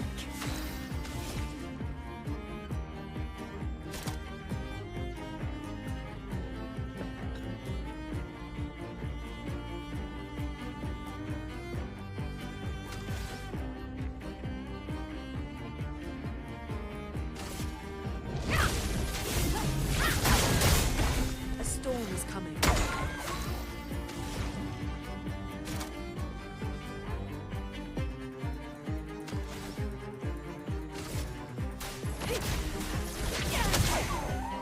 Let's spill some ink.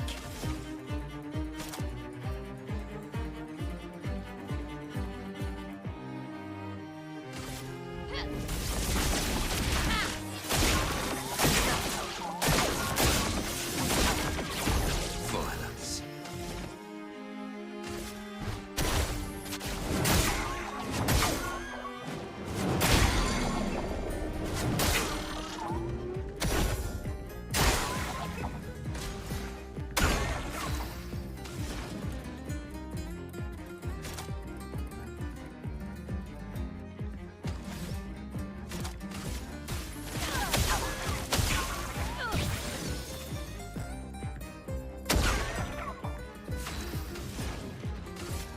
Let's shake the earth.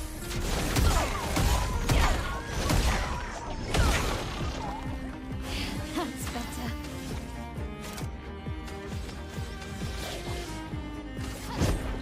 You can't escape.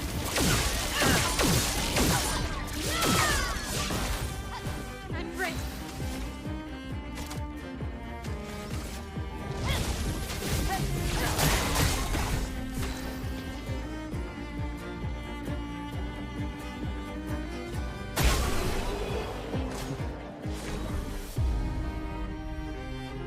Clair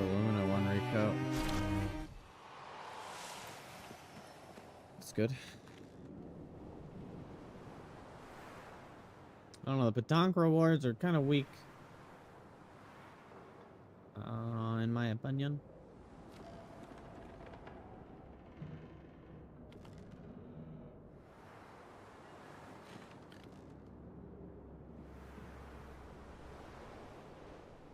I mean, the color of Lumen is good, the 5, but everything else is like whatever.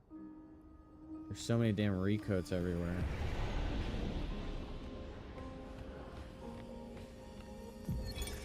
You speak to me of perfection, but is there really any such thing? Or is it a siren leading us astray? I happily predict that neither of us will ever summit that elusive peak, but I care little as long as we walk together. Art gives us the perception of control. For a moment as I paint, I find order among the chaos. That is, for me, a moment of pure contentment. And that is truly better than perfection.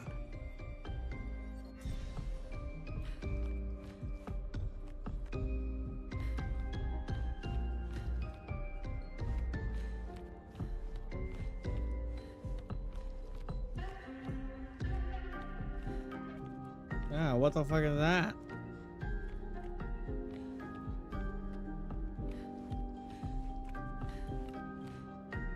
Creepy ass motherfucker.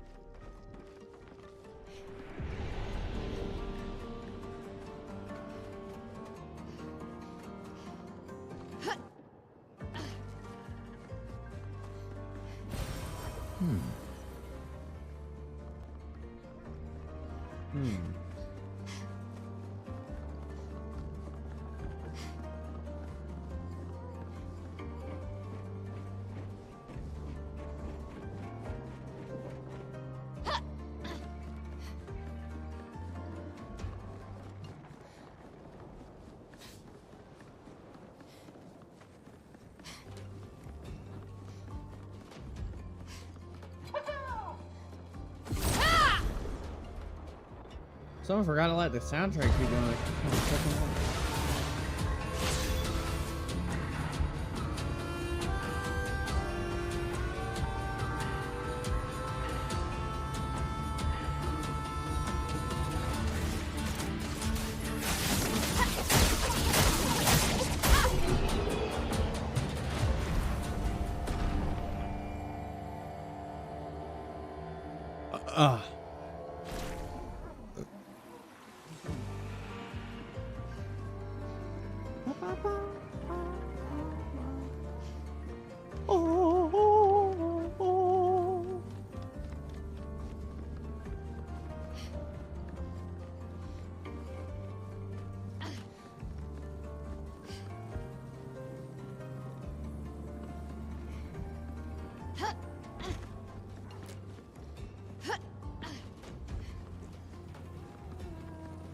Well, what's up, chat?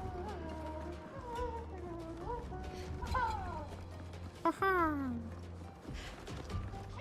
mean, I one-shot them. I just don't feel like it. You know?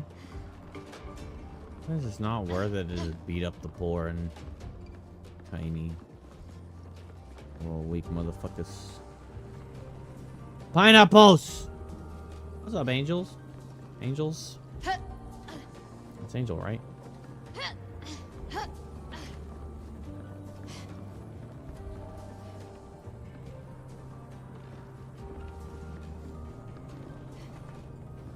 Hey, buddy.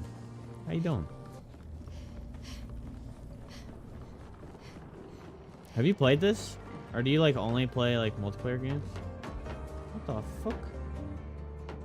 I'm doing pretty good. The game's amazing.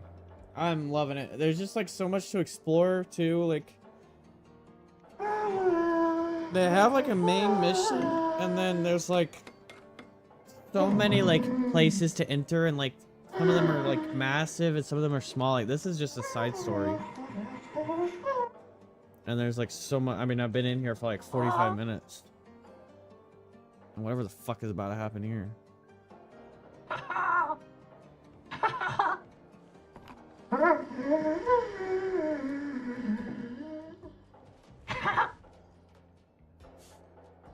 Vertigo, remember?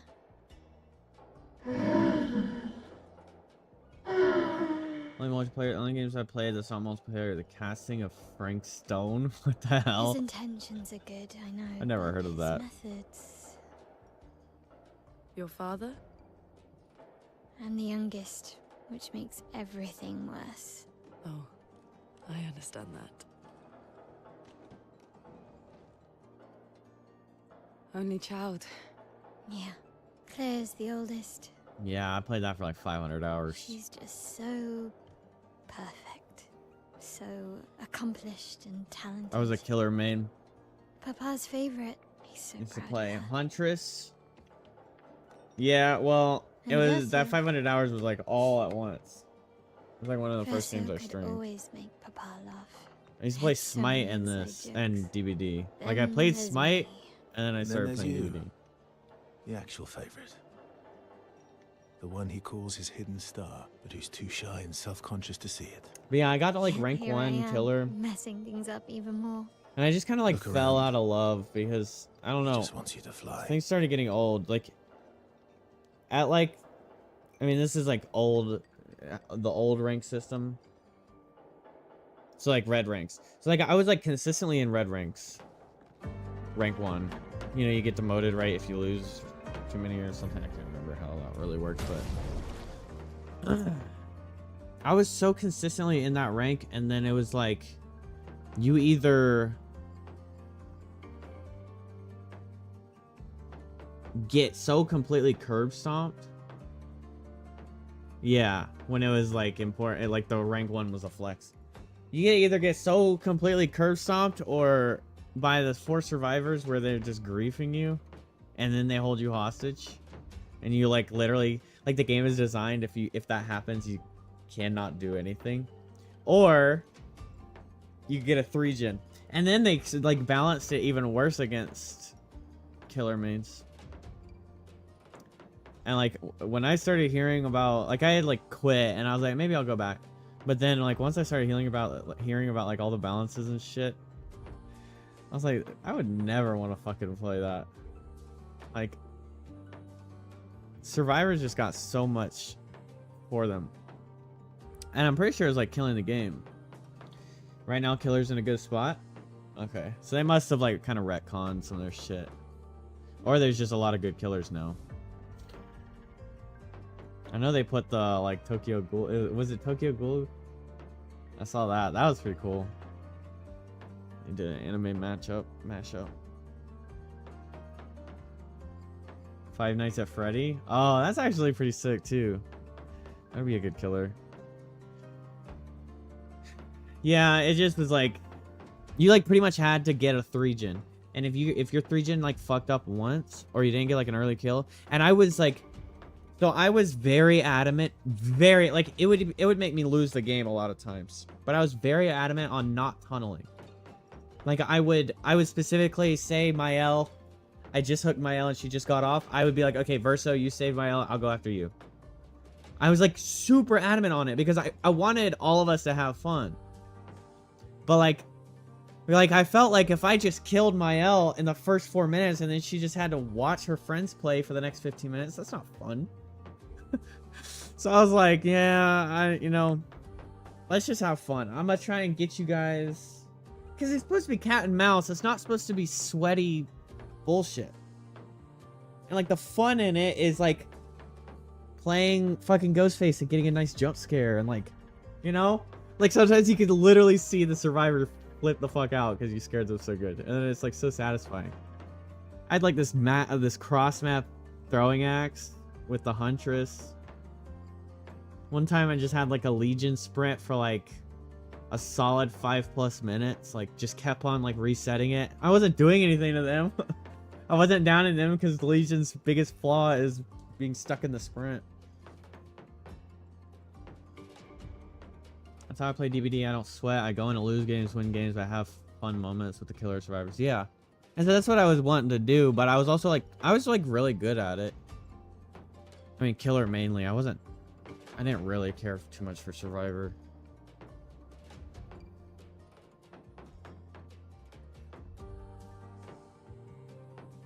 Actually, I did have fun playing survivor the few times I did. Yeah, but like, yeah, I have a competitive spirit for sure, but it's also, and of course I want to win, but at the same time, it's like, I don't want to win at the expense of other people. Like, it ain't that deep kind of thing, I guess. Like, Marvel Rivals, for example. I'll talk shit back, but I don't usually initiate the shit talk. But when people, I feel so bad when people, like, just start, like, your so-and-so sucks completely dick or shit like that. I'm like, that's so mean.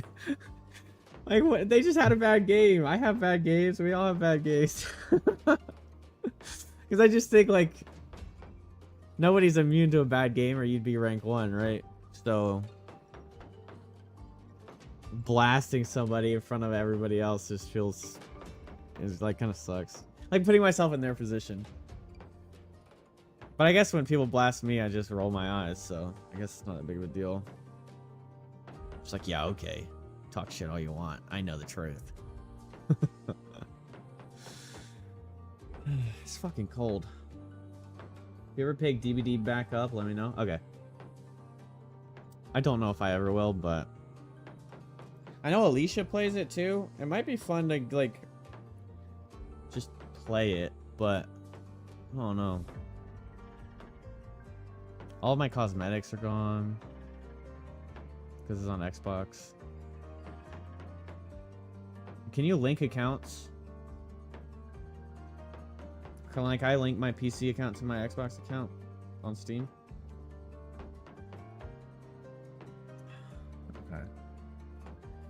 Well, that'd be good. My most competitive was Smite for sure. I got to like top. Well, I guess that stat is kind of arbitrary considering the top % in Rivals. Basically, I was just under top 500. Oh yeah, I mean, well, yes. The era, I think that there will be nothing like the era that I played Smite in. That one I have like 3,000 hours in. I played that for like 10 years, and I don't stick to competitive games very easily. I get like, I guess kind of bored, and I want to move on. That's kind of like the design around my stream. It's not that I get bored of Clair Obscur, but once I'm done with it, I can't just like keep replaying it. Like some people are like, okay, well I'm just gonna replay Elden Ring over and over and over again, and like, oh, new build, new playstyle. I've played Elden Ring, and I absolutely love it. I can't just like keep replaying it. Yeah, it's burnout. Because I kind of go hard too. Like, I'll do like an 8-hour stream, and it'll just be me 8 hours of playing this. But also, oh, another reason is, I think this is actually the main factor, is once I experience something, I remember it. And I don't have the best memory ever, but it's like Borderlands 2 was my favorite game ever. But my ability to actually replay the campaign of Borderlands 2, I couldn't, bro. I was just like, okay, heard that joke, seen that moment, done this, done that. It's just run, okay, blah, blah, blah. Now, there have been games coming out that have just been so fucking breathtaking that I could probably replay them again. Like Cyberpunk. That's the first game, especially on stream, that's the first game I've ever played through all the way more than once.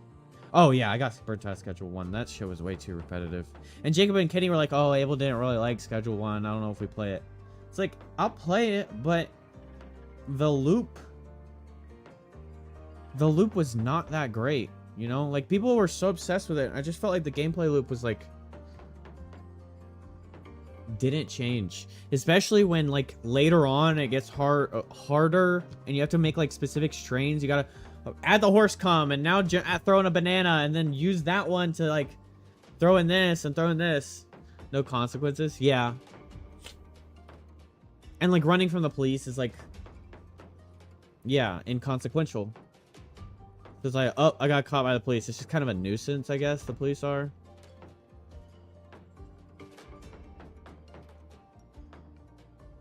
And then this is just like a slow burn. But like, yeah, I was just kind of like playing. Jacob and Kenny got super into it. But I mean, I guess not super into it because they weren't ever really pushing it too much after the first like week. Also, me and Jacob like found an extremely easy way to make money in the lottery. Those little slot machines, you max out the bet and then you just literally spam and you'll hit the 100K before you run out. I made probably about like 800K in one sitting. It's like 20 minutes just sitting there slotting. And then that like ruins it because then the way the progression is supposed to be. So then you're like, oh, I don't want to do that. But then it's like, okay, well, why not make the money? And it's kind of satisfying getting those jackpots. Yeah. But yeah, Smite. Back on Smite. Yes. It like took my attention because Rivals actually reminds me more of Smite. I mean, it's way closer to Overwatch, of course, but it has some aspects that remind me more of Smite, which is like, Smite is really build heavy. You pick your character and then you buy items, like League of Legends, if you ever played that. You buy items, you build the character. There's items specifically for character, like that makes a character turn from like a D tier to an S tier. If you don't pick this item for Poseidon, then you might as well not even fucking play Poseidon, kind of thing. And then there's just all around like great characters, and then there's like super niche characters. But there's like 100 plus. Now there's like, I think like 130. But like, it was just super versatile, and the competitive nature of it was so insane because like the matches would last like upwards of like 30 plus minutes. You could get a match with like that took like 90 minutes because you guys were just so closely matched that it was like nobody could fucking win. And then like, I don't know, the power of the gods just like kind of felt really real. It wasn't like a hero shooter, it was like a god game, like a god power game. And like every character was unique enough, and like there was so much strategy to it and thinking, and like I used to end a match and I would talk in my stream and be like, I can break down exactly why we lost. TFD, what's that?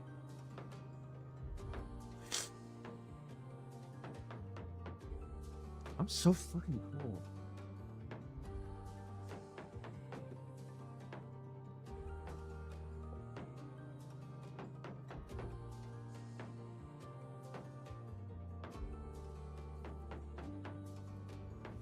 The first sentence. Oh yeah. I mean, yeah. That's just like a ultra grind. I did have fun on it, but when I realized like how hard you had to grind for like past the first few characters, or like the good weapons or whatever, I was like, oh, I don't think that's worth the time spent. And then you could just fucking drop $10 and buy it. I was just like, this is just kind of deleting my interest. Took you like 1 week to craft Ultimate Bunny? Yeah, like that's just costs way too much of your time. And I get it, that is literally for certain people. I mean, people played Warframe. The design of that game is done before and it works, and there's still people playing it, and there's people dumping money into it, and there's people dumping all their time into it. But that's a prime example of something I can't do. Like I just don't have that interest. Could I have maybe built the stream specifically around just going fucking hard thousands of hours into First Ascendant, and I know everything and people want to watch me for playing that game? That's fine, but that's not really what I want my stream to be around, and that's also, I would become miserable. I just get miserable when I spend too much time on games. That's why I haven't really, well, it's not why I haven't really been playing Rivals. I haven't been playing Rivals because there's so many good story games. Right, and that's like, it's like, if I let my stream get centered around a game, then my only success will be that game. Like, it's so much harder to branch out into other games if you are a streamer for a game, right? And like sometimes I was thinking, like, you know, Rivals, I wouldn't hate if like I got like cemented into that game and like became like a creator for that game, and then like played other games on the side and stuff. But I just have too much fun like playing all the games. Like the only games I really don't play is like sports games. Don't give a shit about those. I feel like variety streaming can be a hard to grow community. Yeah, it's really, really hard.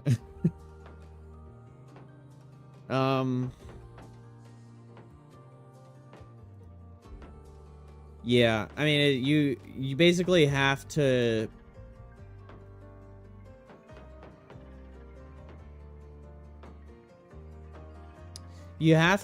sell your personality, and in most scenarios you have like 10 seconds to sell the personality.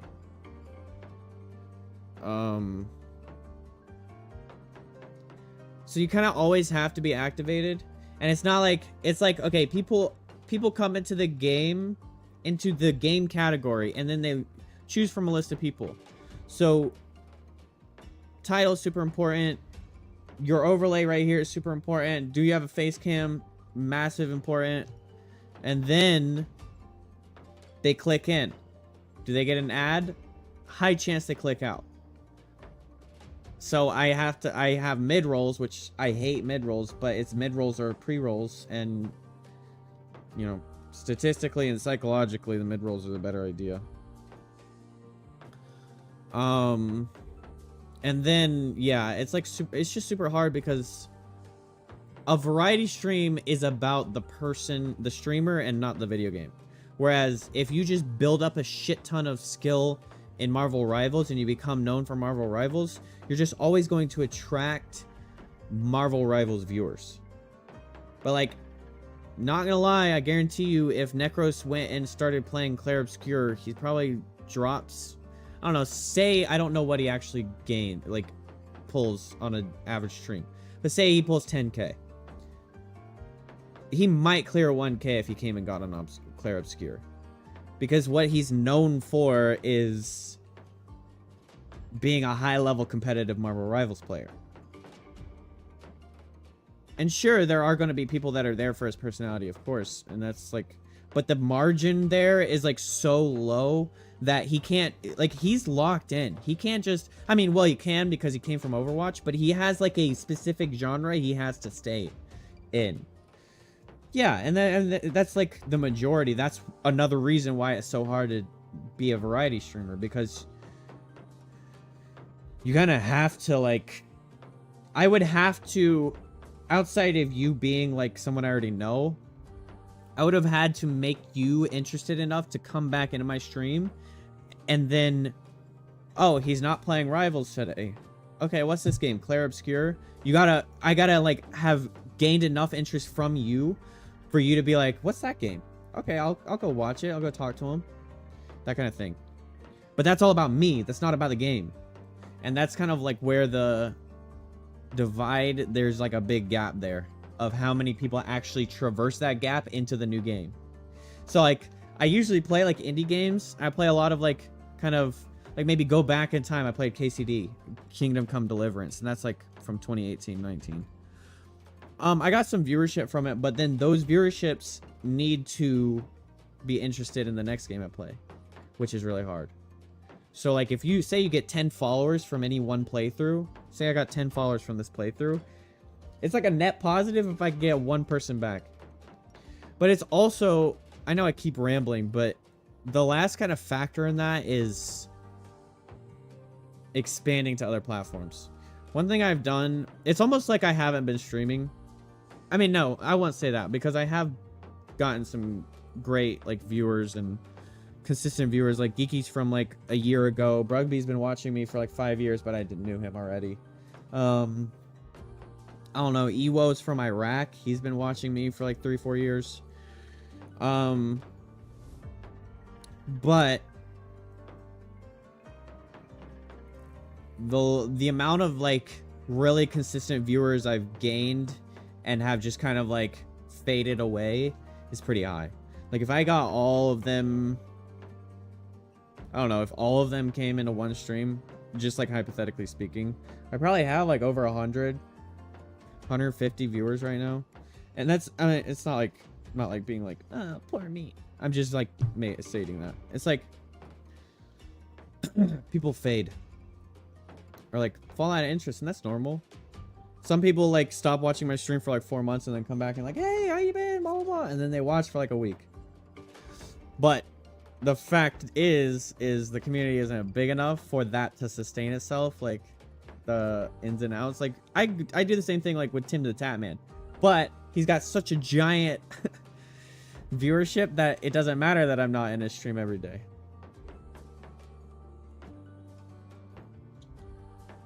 But yeah, my exposure on other platforms, that was the point I was getting to. My exposure on other platforms is so fucking important, and I haven't been doing that. I haven't been pushing clips. I haven't been pushing TikTok or YouTube. And just recently, like, Jacob's making videos for me, and I'm just, like, posting them, and I'm gonna, well, we came into agreement, but I'm basically, like, paying him to make me videos.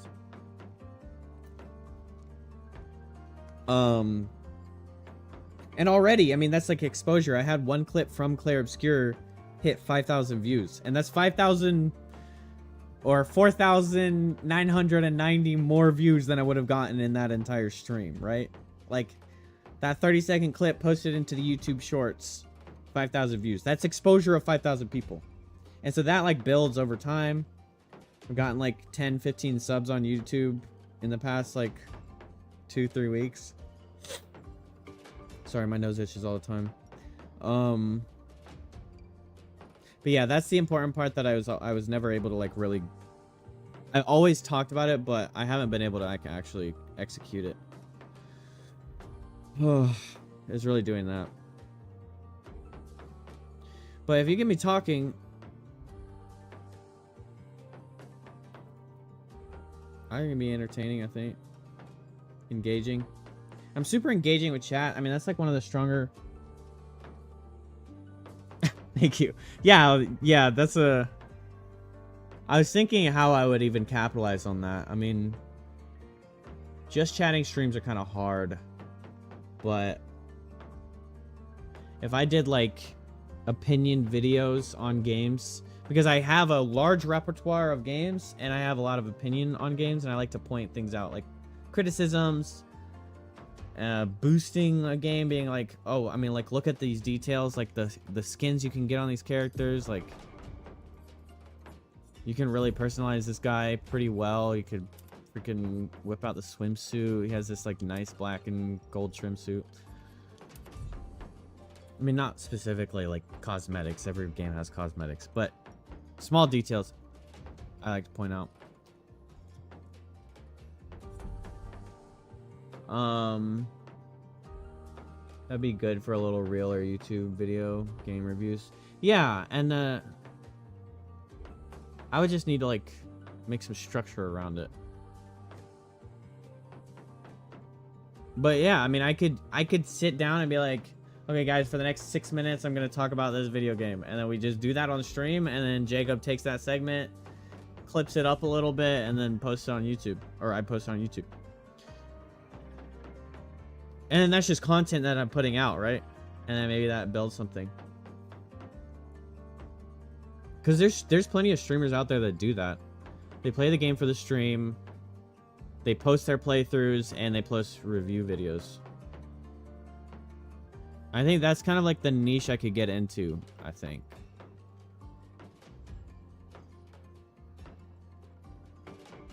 But I don't know, I've always been really, like, this is like, I enjoy this so much.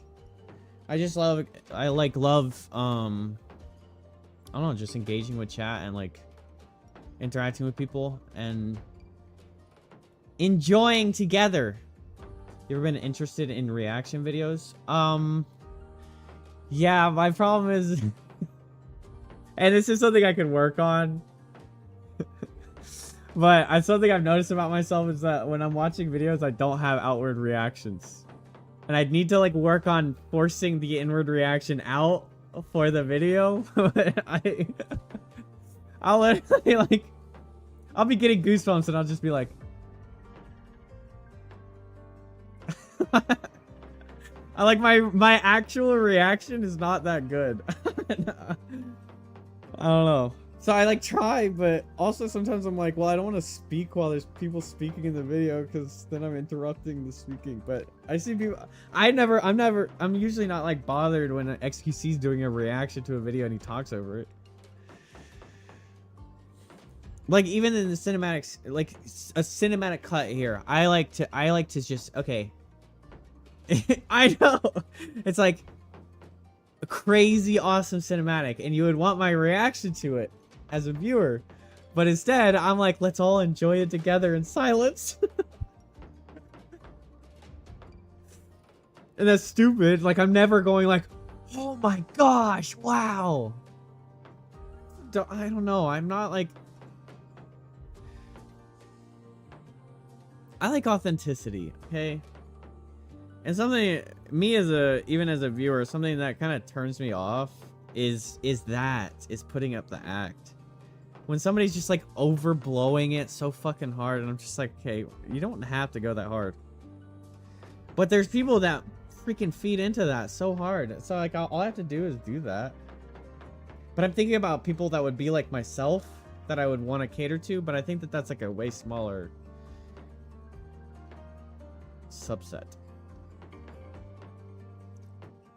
But I say that, and then I still like to watch reaction videos. And some videos, it'll be like a super interesting video. I'd rather watch somebody else watching that video. Because it's kind of like I get to watch the video and I get to see somebody's take at the same time. And so I guess that would be the point of me like doing the reaction videos is I give good takes, I think. And so then I could give my take during the video, and that would be what I like. And that would also probably go into the masses. I don't know. And then I see some people, well, like, I'm like, how is this guy getting 500k views? He just puts his, like, face with this, like FaceTime angle phone at the bottom of the video. And he goes, that's crazy. Wow. He's got, like, 500k views. I'm like, what the fuck is this? It's just like insane how some people like absorb content. It'll be like them green screening and covering half the video and being like, this is insane, watch. And then just plays the video, and that's all they did. Ugh, fucking.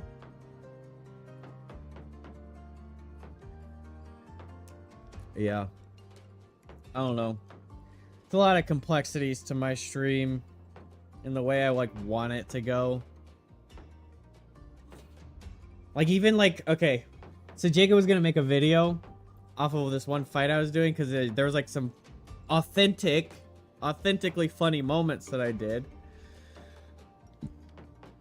And then he sent me a DM and he was like, do a big reaction at the end of this fight. When you win, like, do something wild. And I was like, but that's fake. But like the rest of the video was like super authentic, so I just needed to finish, right? But like my finish would probably have been like, oh, finally I freaking won. You know, like, cause maybe I had to retry it multiple times.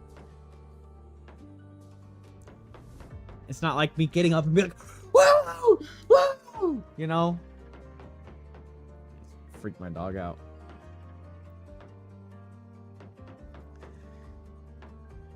I don't know. I don't know. Jacob watches my streams a good bit, and he says I'm funny. And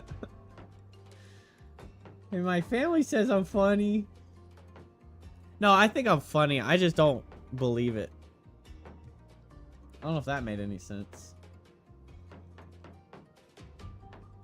Like, I recognize that I am entertaining, but I don't really know the moments that I'm entertaining. Does that make sense? Maybe that one makes more sense.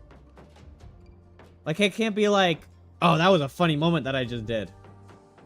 Sometimes I can. Sometimes it's pretty obvious, but sometimes Jacob's like sending me a clip. He's like, okay, I made you a new video. And I'm like, I watch it back and I was like, oh, that is funny. But I didn't even think, like, I was like, okay, I didn't know that was going to be funny. I'm easy to talk to? Thanks. Well, that's the goal, really. Yeah, that's the goal. I just like to be engaging, and I like talking to chat. And I like engaging with the game with chat. I mean, right here, what's this? I haven't been playing the game for like 20 minutes just talking to you. Because it's fun, and I'm enjoying it.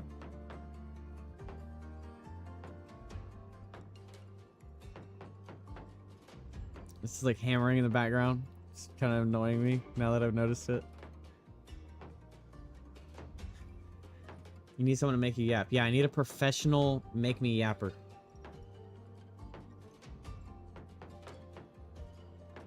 Well, that's another thing is like one of my biggest barriers, and I've been working on it as well, is okay. And actually, if say Geeky's in here, he's heard this before. So I've said this before. But I am as a person, it's weird that I love streaming so much because I could go an entire day without saying a single word to anybody and I'm perfectly satisfied with that. Like, I probably would talk more in one stream. I would say I talked more even in this 20 minutes than I probably talked all day today. I just don't talk. So if I don't have someone to chat to, if I don't have people in the chat, like rolling the chat, then my natural instinct is sitting. is just like chilling, you know? That's just how I am. But I love doing it. And so then I'm like, oh, please, someone talk to me. Because I don't know what the fuck to say. But I'm working on knowing what to say and treating it like, oh, there's 100 people watching me right now. And staying engaging. And I've actually done, oh my gosh, in the past year, I'm so much better than I used to be. Like, it used to be, if you didn't say anything in chat, you would sit there watching my stream, and it'd be 20 minutes. Say you just watch for 20 minutes, and then you say, hey. It'd be 20 minutes of me not saying anything. If nobody says anything in chat. But, I can't rely on chat to be entertaining. But, like, that would happen. It especially used to be. Especially in the past is the correct way to say it, I think. Especially in the past, that would happen. Where I'd just be like...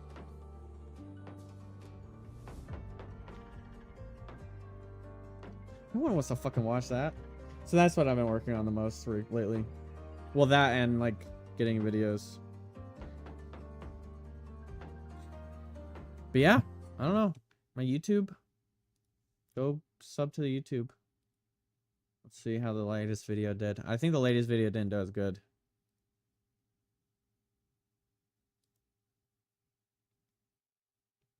.4, 4.1. Oh, it didn't hit 5. But still, like, double. Some of these, I was posting these by myself.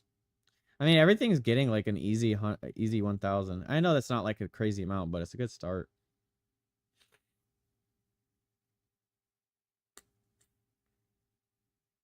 But like Jacob, he's been adding edits to with it. Loon gone wrong. What? Which one should I ask? Chat, this is super important. Dogs or cats? All right, both of you say dogs? All right, fine. Do you like dogs? What? Trying.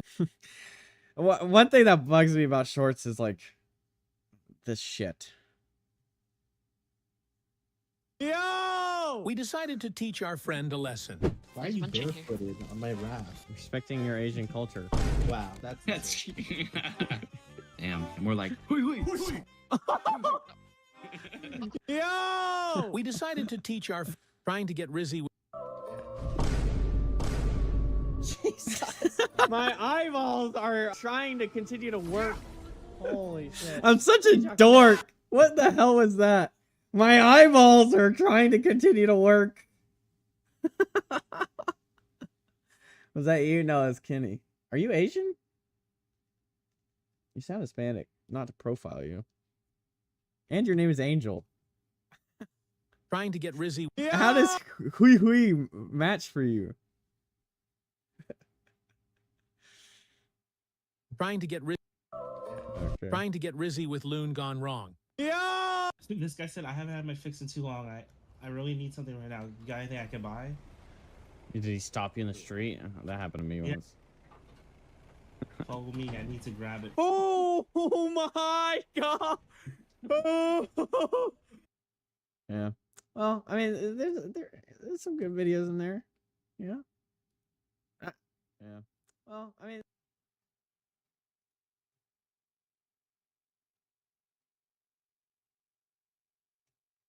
So hey, I mean, like we're off to a good start. All like automatically getting like a couple thousand. I need a new picture. This picture fucking sucks.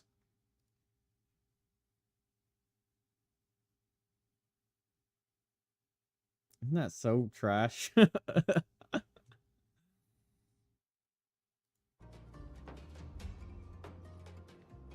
You're supposed to say, no, it's not trash. You're amazing. No, not really. You're actually supposed to say trash to make me change it even more.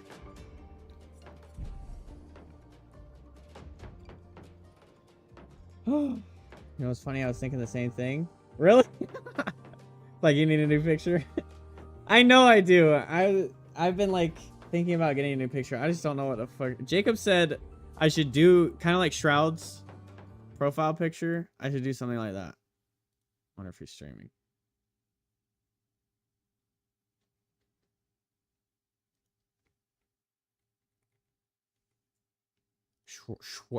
Shroud. Something like this.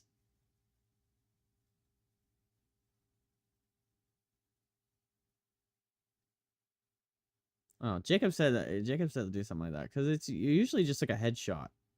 A lot of people's is like just a headshot. Like some of them are like close up, funny looking. But I don't know if I like would rather lean into my dashing good looks and not do like a lightly ugly close up, like goofy ugly. But then it's like even better because you click on this picture and you're like, oh damn, that guy's fucking sexy or something. I don't know. All right, I'm not that obsessed with myself. I'm just saying words. You don't want a mascot? A mascot would be fun. But I feel like I'd be copying people with the mascot. I'd have to like really like nail down a real mascot.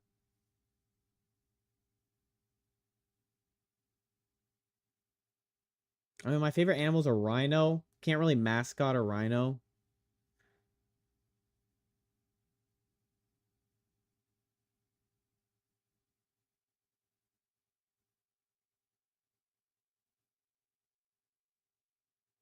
think so. What would you go? Like cute? Like cutifying rhinos? Or just like... It'd be kind of funny if I just like took just a picture of a rhino in a field and made that my profile. What the hell? I have a few of those because I saw this like really fucking massive rhino at the zoo. Let me see if I can find him. His name's Reginald.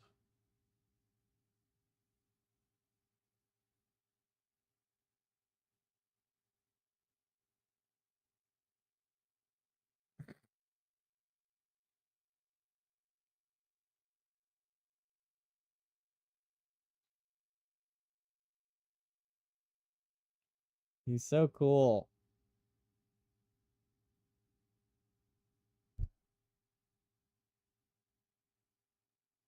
That might be a funny picture.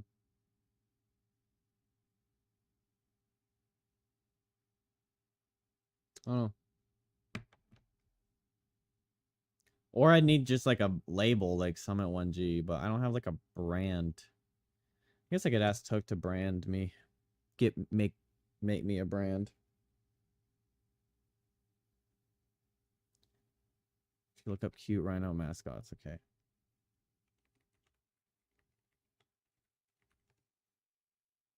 Oh! Oh, what? This one. Or this one. That one's cute as hell. Oh my gosh, look at that little buddy.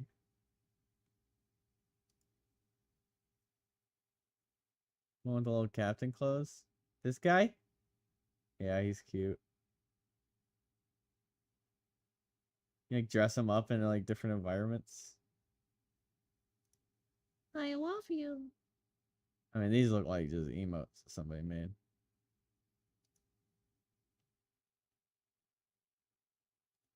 I guess the alternative is like the shit.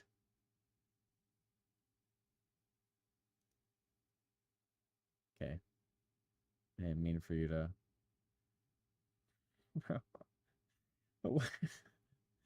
Why? I clicked on the wrong fucking picture. Good God.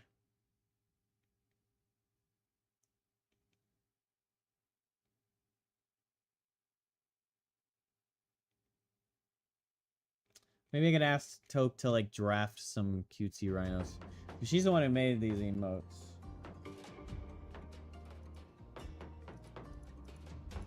She made these ones.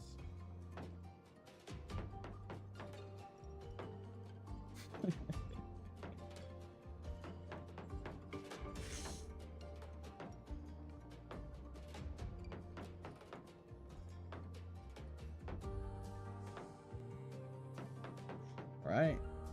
I fucking love them.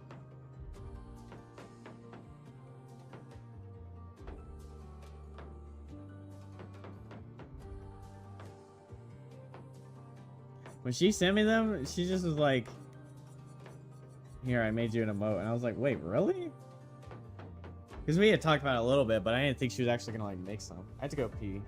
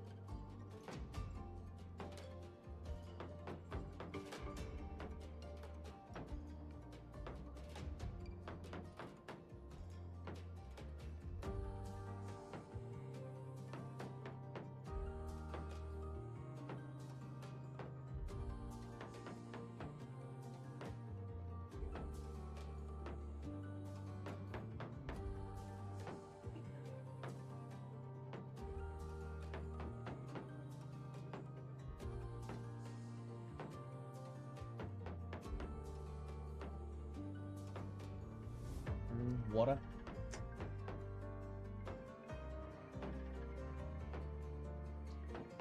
Let me get that water.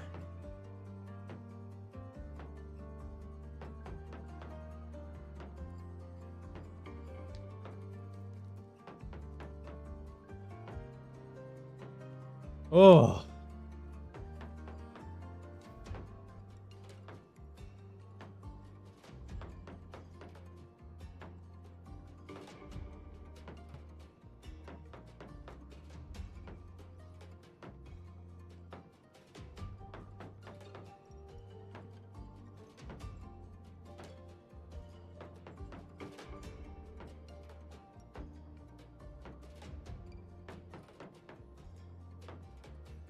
All right.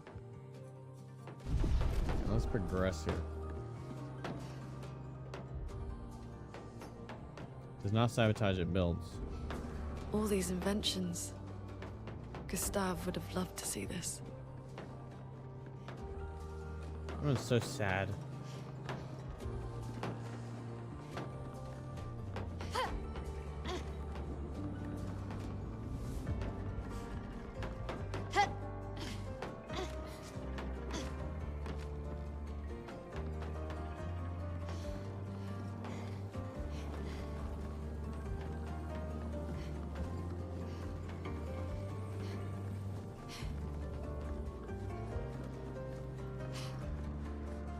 Oh, balloon.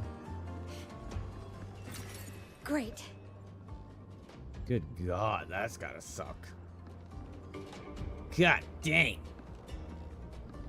Oh. What's up, bruh? Wait, she's a child. Yeah. Alright. We got our fill.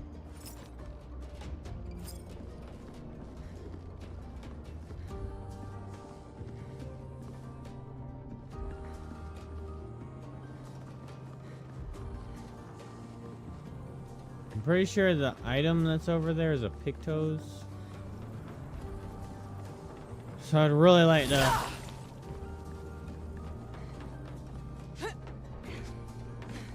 get the item, but I don't know how. I don't know where to go.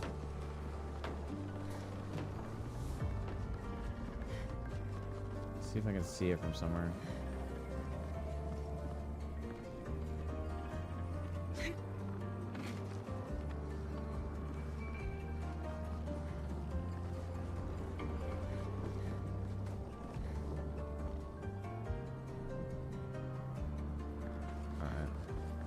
I think we could just try the balloon and check to see. The balloon just takes us in that direction.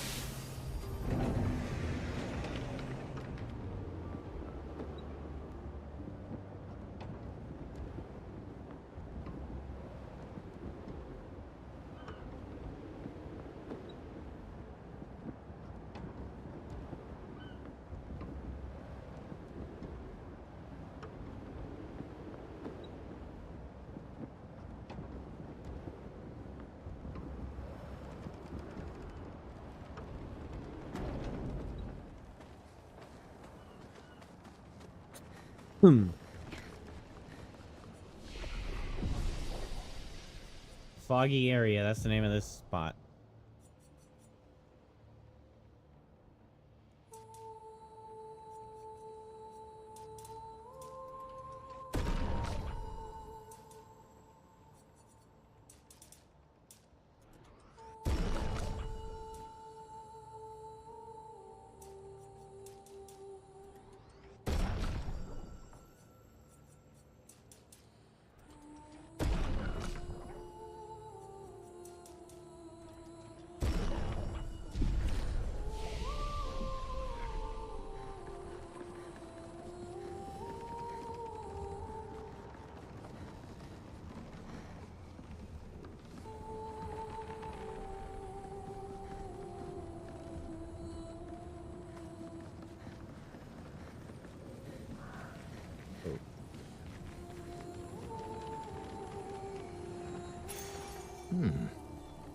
Healing tends to also apply shell.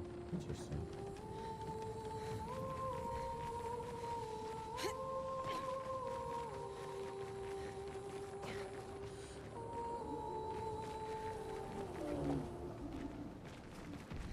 Okay, this is scary.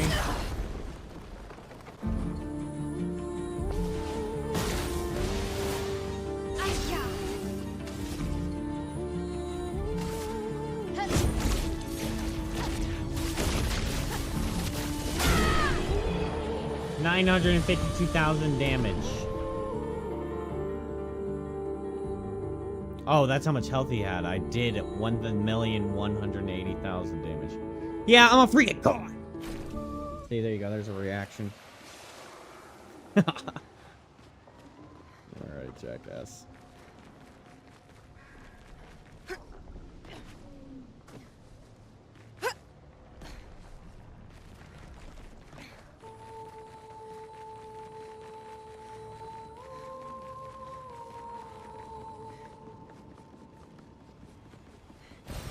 Perfect.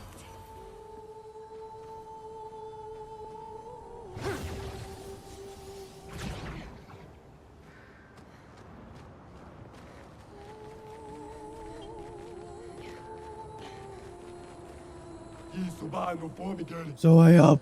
I'm so high up. Charging weakness.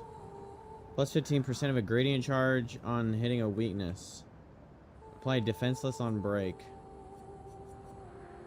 Protecting heal. Healing an ally also applies shell for 1 turn. Anti-blight, immune to blight. Man, that's a really great one to purchase.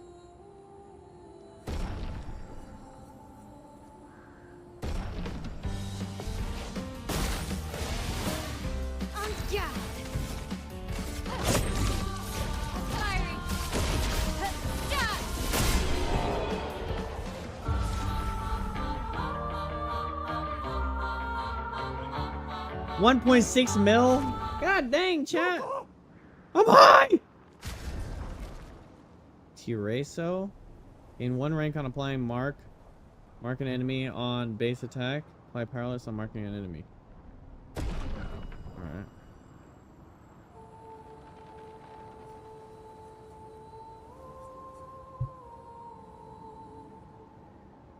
Anti-blight is probably really good to buy.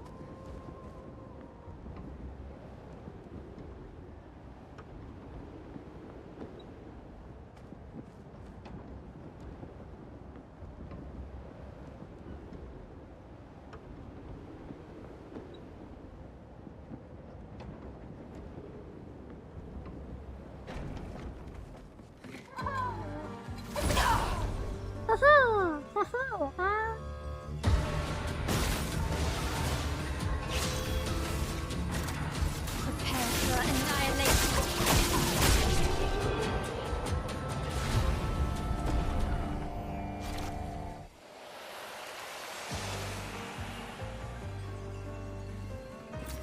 An advantage.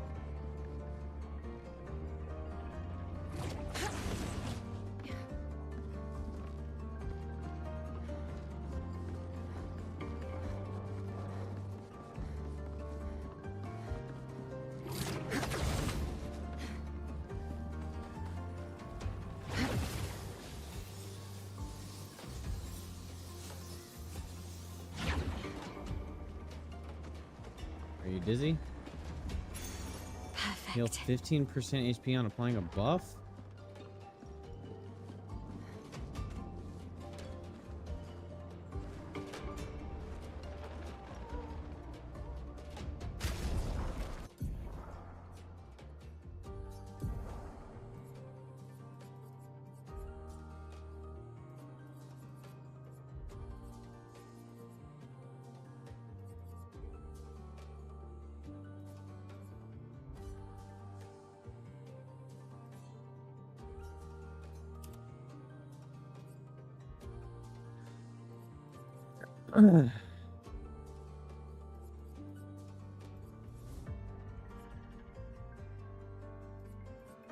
Welcome back!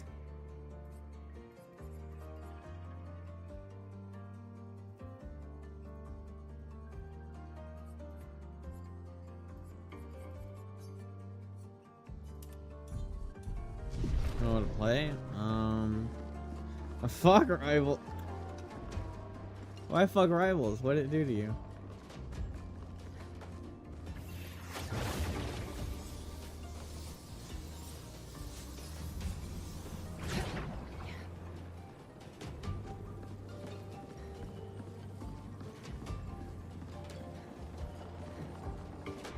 It cost you your sanity? You going loco? Losing your mind out here fighting these fucking... Oh, okay. Bien loco.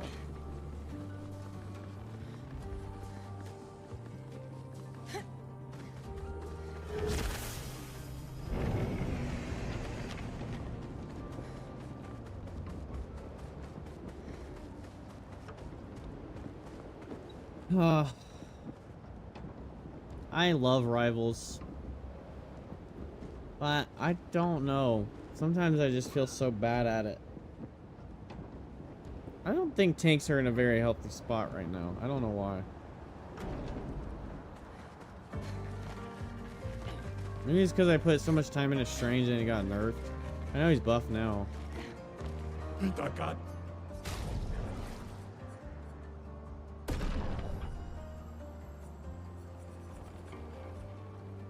Bro, this shit is so expensive. Which is good. I like it when money isn't like just a stupid currency that you don't really use anymore. I don't know. I think they have a decent balance. I think that some... Okay, I'll actually say this. I think there are too many dive tanks and not as much strategic tanks like Magneto.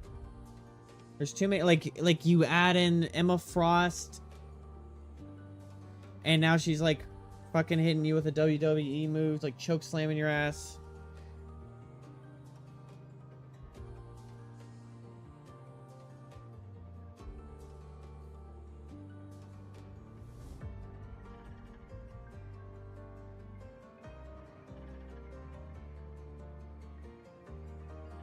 There's just too many of them. There's like, okay, Thor is okay, my theory is that any of them can be played as like a frontline supporty tank or whatever. Thor, super dive. But I think you can very much play him as like a peel for your, like, to play back for your healers. Because of how much he can push people around and stuff. You just disrupt people's combos and shit like that. Groot doesn't count. Strange kind of doesn't count because his shield is just so useful that you don't want to dive with him. And he doesn't have as much dive utility, but he has a good bit of damage, so once you get close to diving, you can just dive and you like go kind of crazy.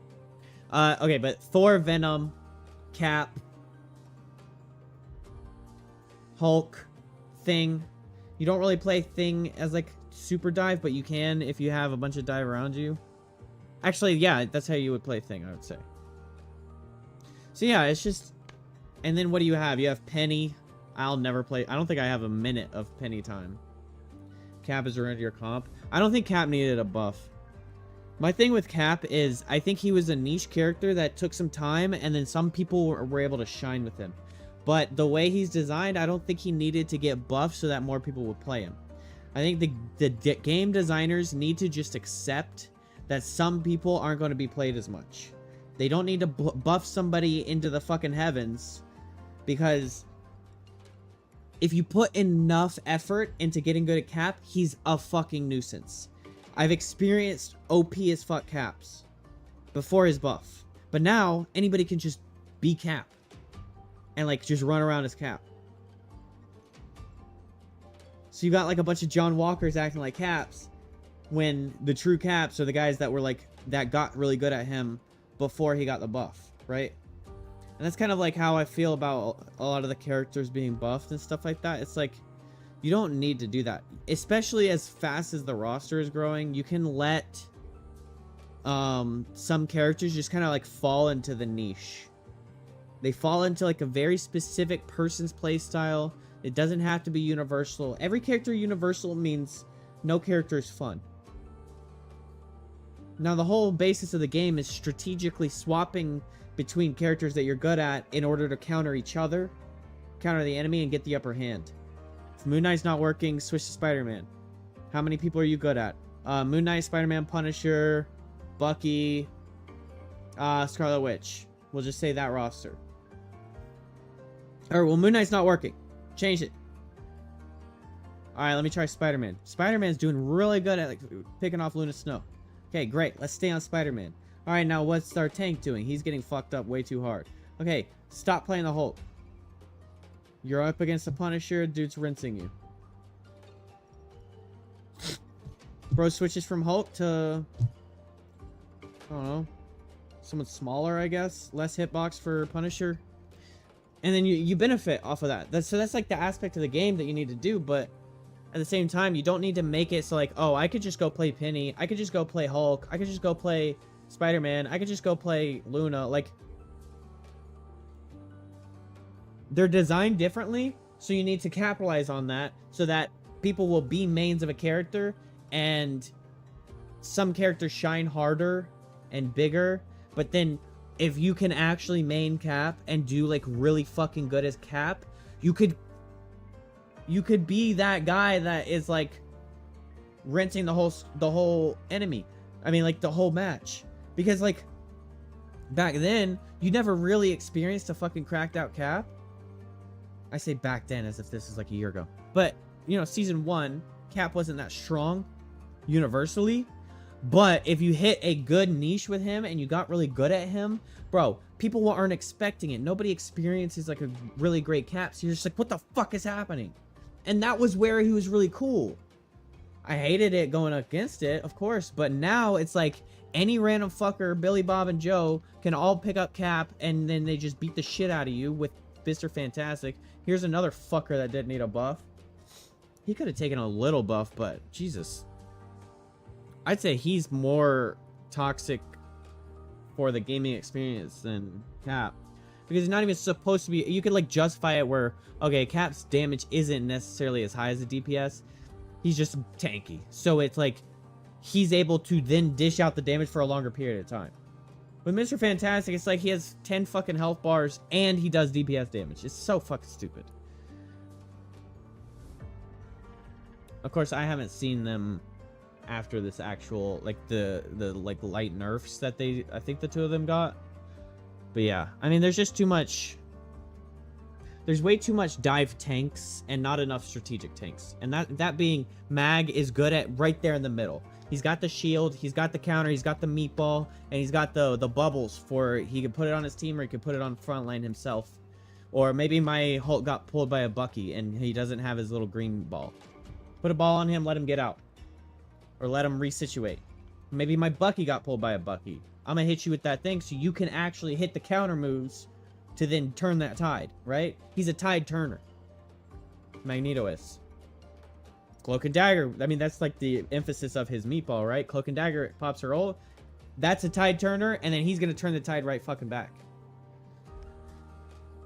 So that's where the characters shine in their roles, but there's not enough of Magnetos in the tank role, and so that's why I think it's like kind of unhealthy. There's too many just fat motherfuckers jumping on the healers, and not enough middle ground kind of controlling the whole arena. You know, like everything's kind of flowing. I'm aware that Spider-Man's trying to go around. I'm gonna bubble my Luna as soon as he dives. Maybe hit him with the right click, push him off of her so he has to reset. All that kind of stuff. And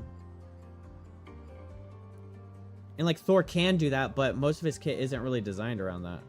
What do I think about Human Torch? I had fun playing him, actually. Probably because he's probably too easy to play as. I think he has too many like of those like fire pools. You know what, one thing I think if he makes that stupid box, which you can line up some insanely large boxes, I don't know if you should just like, it should just be an oven. I think they should redesign it so that you can only connect 2. Okay, this is the way I think that ability should be. You connect 2, and you can have 2 connections out at once. But instead of it being, say you connect 3 together, and then anybody inside that gets ticked to fucking hell, like tick damage to hell, you make the line as wide as the pool, and so it's just a line. And if you cross it, you take a good, decent amount of damage. You stand in it, you're taking way more damage. Maybe you take like, okay, the first hit is 20, and then you're taking 5. Something like that. Where it's like a line cutoff. Like, oh, I don't know if like, you have to be ready to commit your health to cross that line. So he's like a zoner more than... Because that's what the box is. It's a zone, but I think it's an OP zone. I think his ult with Storm is just stupid. It's like, oh, they ulted together. All right, I guess in 30 seconds we'll talk about what our next strategy is. Because like most of it can burn through a lot of the like support ults anyway, right? Like if they both ult. It's just, I think it's a cool looking team up, but I think it's just a dumb team up. I think his ult was designed around their team up. You think it should be the other way around? Which one? The ult? Like, you think he should get the tornadoes? What do you mean?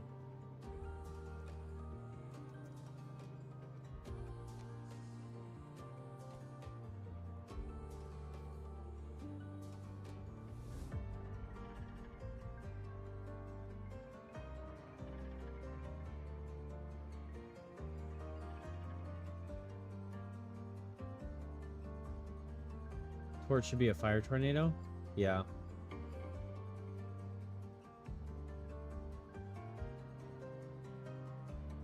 You know what would be a cool ult? You know how his little, he has that F where you can dash into it, and if he dashes into the fire puddle, then it explodes? I think it'd be a cool ult if he like activated it, and then he does a dive bomb, and then he like rebounds back, does a dive bomb, like kind of like snake strikes, I guess. It's like doosh, doosh, doosh. I think that would be cool. And then if you hit the fire puddles, then that explodes.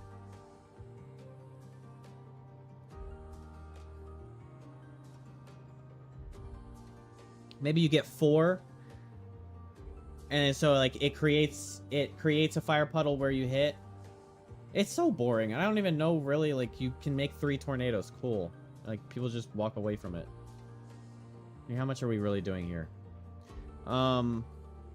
Like, it could be like a...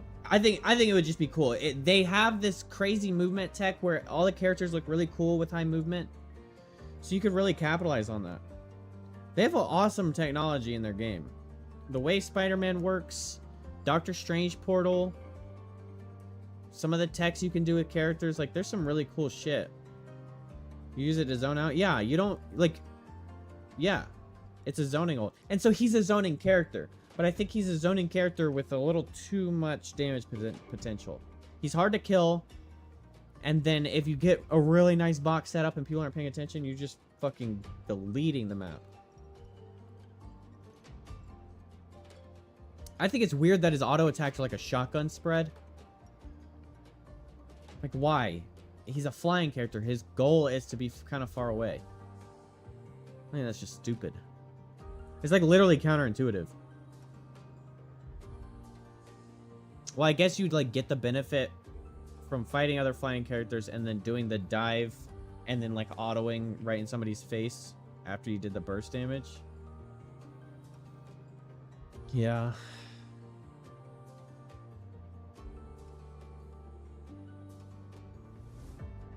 Honestly, even if they could change his ult to like a napalm strike.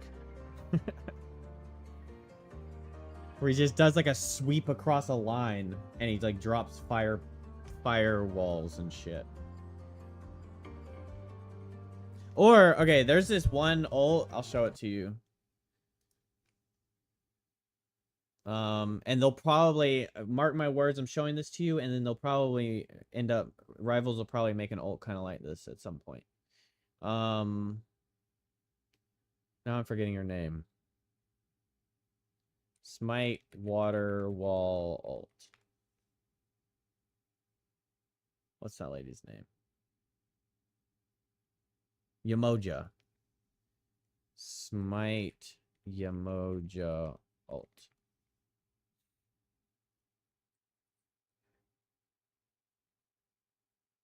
Wait, she's a mage in here? Okay, so basically is like this. So Yamoja would, when she uses her ultimate, the ultimate cooldowns in this game are like 60 seconds at base in most scenarios. Some are higher. But when she uses her ultimate, she creates these two walls. And if you're inside, it slows. And then the two walls come crashing together. And you can't walk outside of the walls, so you have to go to either end of the walls. Mark my words, something like this is going to be added. But it's a really cool thing. And then if the walls hit you, you also get like a kind of a drunkenness displacement where your like controls are a little wobbly. But this would have been cool. What's his name? Fireboy. Like you have a couple seconds to get out of it, but if you don't, you're taking a fucking fat chunk of damage. And then it would capitalize on his zoning ability, like how good he is at zoning. But this is gonna happen. Maybe it's gonna be a water character or like, I don't know. When Aquaman, that's DC.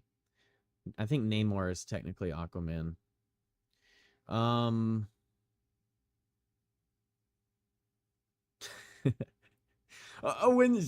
Superman does it. Whoops. But yeah, so yeah. I mean, this is gonna happen. Mark my words. You're gonna see this added into one of the characters, or like one of the characters is gonna get this ult, and you're gonna be like, Abel said it. Abel predicted it. But yeah, I mean, there's some insanely good ability concepts they can pull out of this game. They can literally just like duplicate it. They kind of have done for a few of them, I would say. Where is it? I just saw a picture of him. His name is Baron Samedi, and he's like the voodoo god of the afterlife or something. But he like his ultimate, he gets on top of a coffin, and then in a cone, he sucks people in. And then if they hit the coffin, then he stuns them and does big damage. It's kind of like Emma Frost. The sucking in part. Yeah.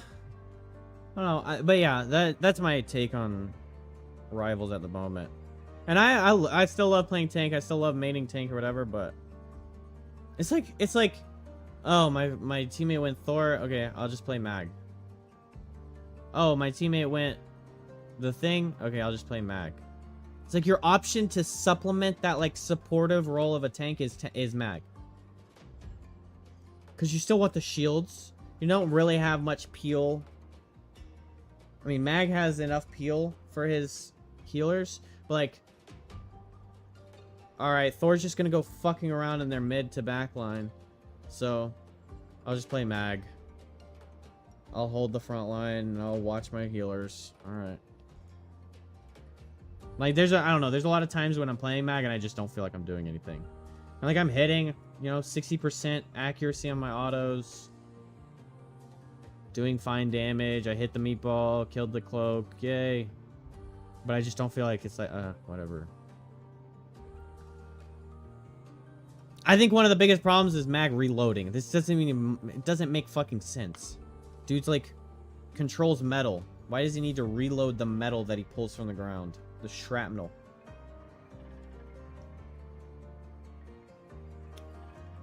I mean, like, make it make sense. And then, like, what, Penny?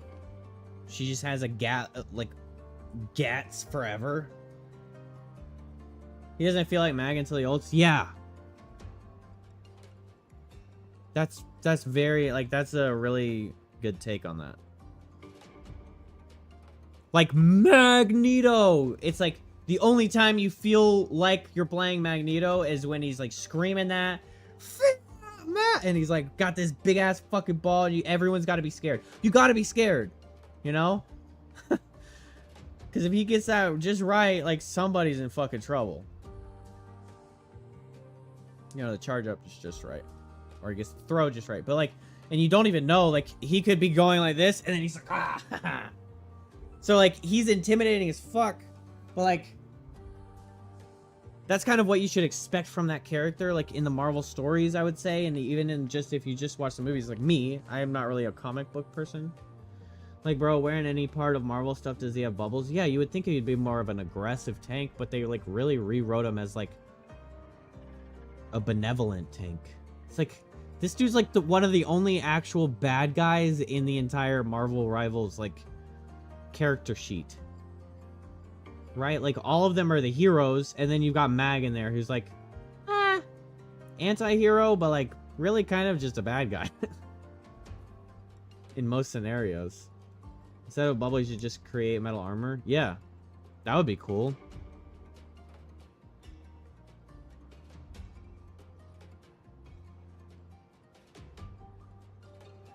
I mean, yeah, like, I don't even know what the justification of those bubbles are. They're like magnetic fields, I guess.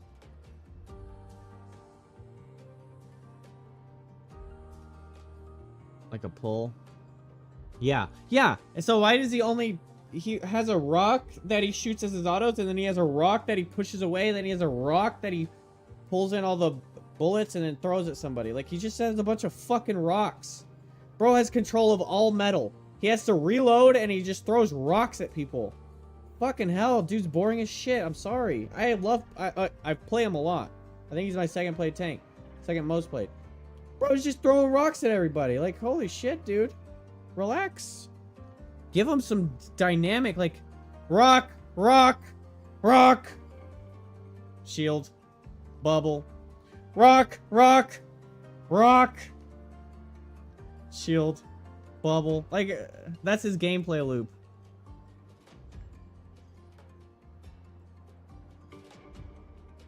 And then they gave him a passive if he jumps. So if you jump off of the second story, you hold A and you get to glide down. Like, bro, dude is literally levitating. Why do I only get to use his levitating if I'm falling off of a building?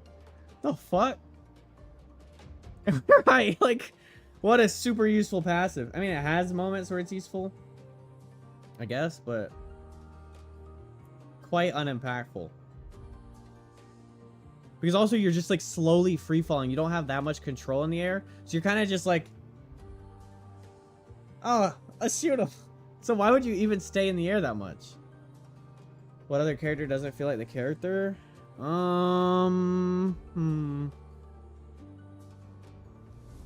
Spider-Man feels Spider-Man. Venom feels Venom. I don't know too much about what I should be expecting from Penny.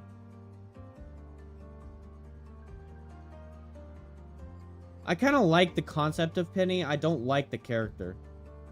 I mean, she just seems so boring. It's just like, all right, I've set up. Everybody come attack me now. I'm gonna pelt you with these little fucking bullets that never run out. Bro, she's shooting guns. Why doesn't she reload? Dude has the power of metal. Doctor Strange is conjuring magic like daggers. He has to reload.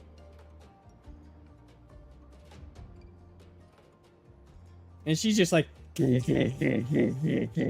like hours. I feel like Scarlet needs love with her identity. I think Scarlet needs just a complete rework.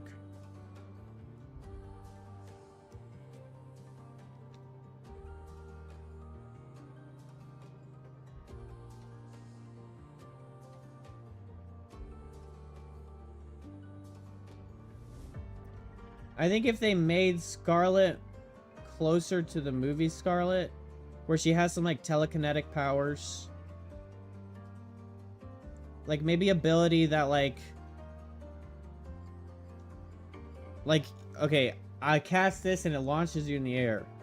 And then if you're in the air, I can like shoot an explosive ball at you. I think that weird stun thing is just...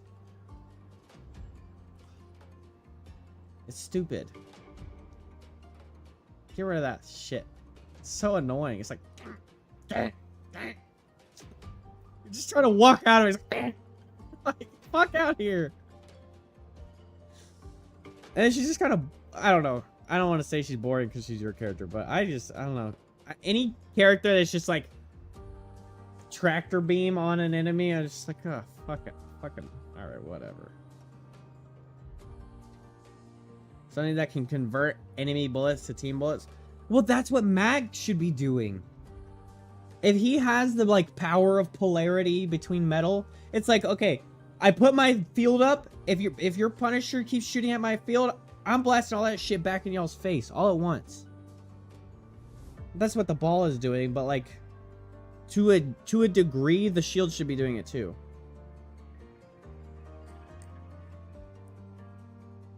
I think it would be cool if like the bullets convert into, they do convert into his right click for I think the bubble, not the shield though. But I think for the shield, if they made it go into his pocket and like actually reload, because that's what he's doing. He's pulling together fragments of metal and throwing them at people. So why not turn the projectiles that are hitting his shield into that? So hey, I have 5 out of 10 of my shots, and then you hit my shield. Okay, now I'm back to 10 out of 10 of my shots because you guys hit my shield so much. And I don't have to reload. Because imagine I shield up and I'm at 0 shots and then I have to then reload.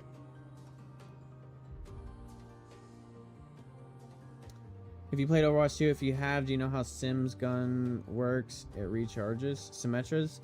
Yes.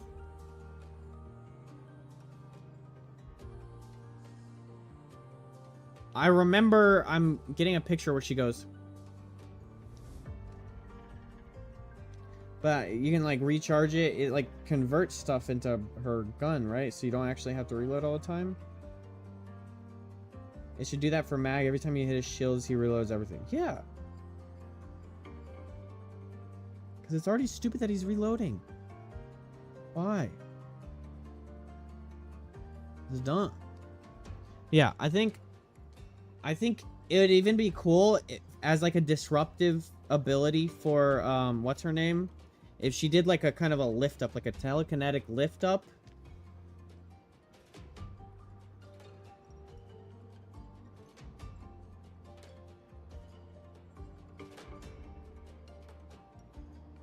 Because that's like a knock up is an actual like CC move in Smite. It's like one of the strongest ones. If you knock somebody into the air, like that's one of the best CCs in anybody's kit. Remember like how both the dad and the daughter need some type of rework? Is he the dad of Scarlet? I didn't know that. Yeah. I just think they're kind of sorry. Like, Mag has a really important role, but he's just kind of boring at that role. According to the Marvel Rivals storyline. Interesting.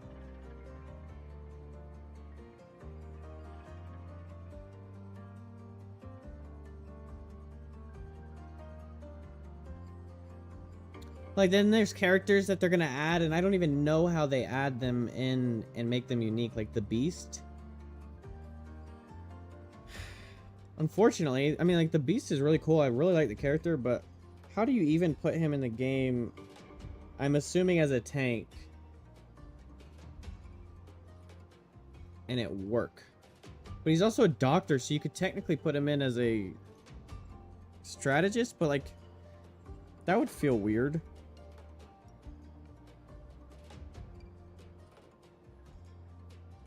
Because he's big, furry beast man. Like,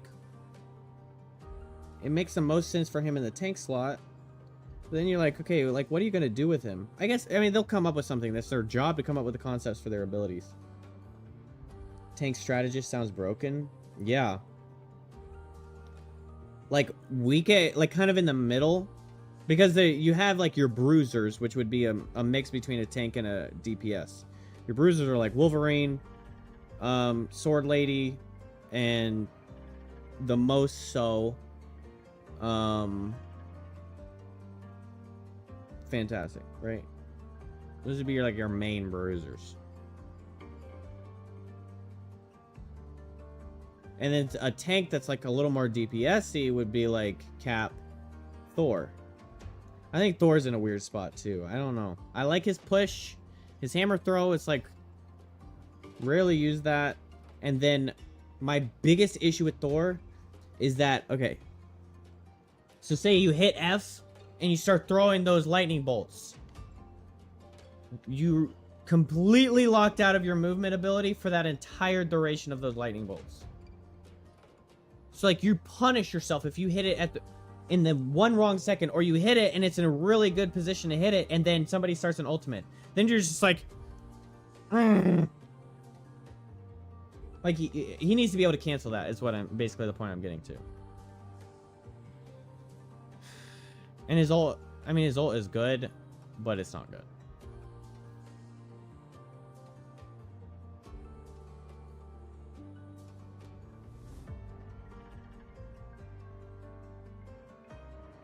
Like, his ult is usually, like, pretty bad. But I actually use his ult pretty effectively. It's like, if I get you to half, you're dead.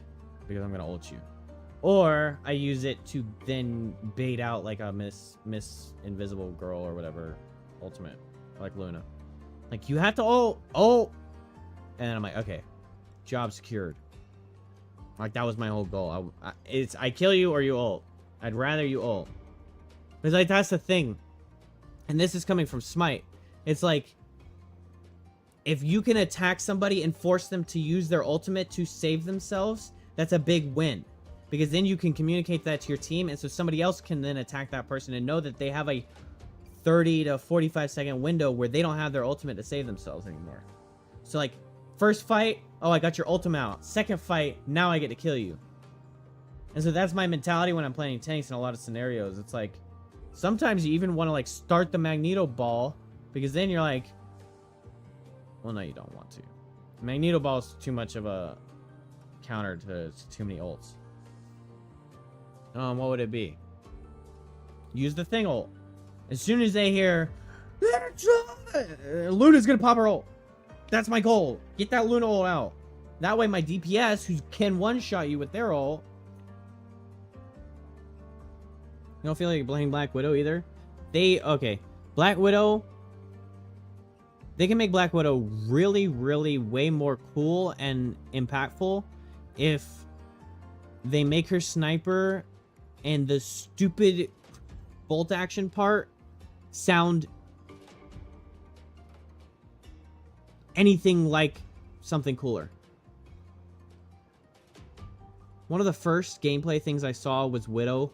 And I was like, is this what the game is like? Because I heard her doing her little bolt action part. It's like, clack, clack. Like, this is the most pitiful fucking bolt action I've ever heard. It's like you're just slapping two pieces of plastic together. Why does it sound like that? I hate it. It's like literally the most annoying sound in that game to me. But if you're a sniper character, that sniper needs to sound like fucking... I want that sniper to sound impactful, and it doesn't. I got like a sore throat, so all this talking is not helping it.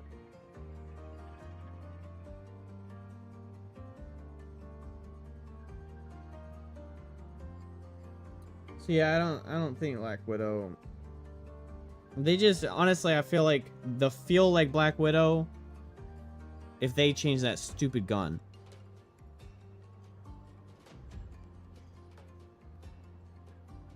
Who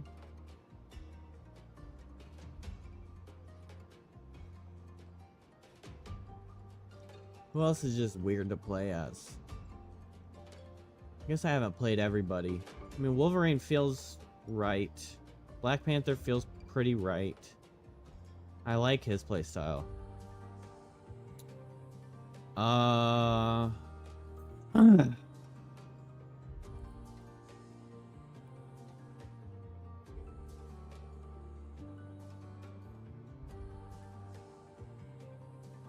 It really, like, it seems like it's mainly those three. Mag, Scarlet, and Widow.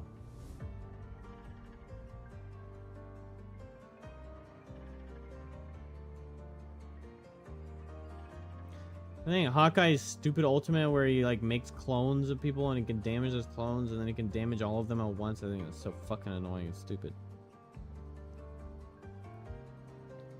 He shouldn't do maximum damage to the after image of my body. It should be like a percentage lost damage. I don't. Maybe it is, but I'm assuming you headshot my clone. It's like you're headshotting me, even though I'm around the fucking corner or have my shield up.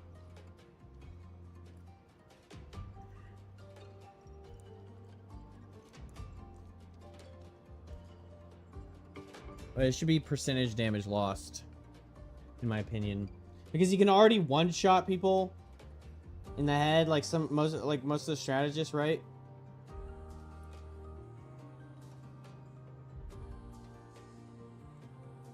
He doesn't also need to one-shot me as a tank because he shot an explosive arrow at 3 of my clones. Why? Silly. I'm hoping Ultron is gonna like really mix things up. That'll be fun. Hopefully. But he like that. Okay, there's a nice example of just what I was talking about with Cap.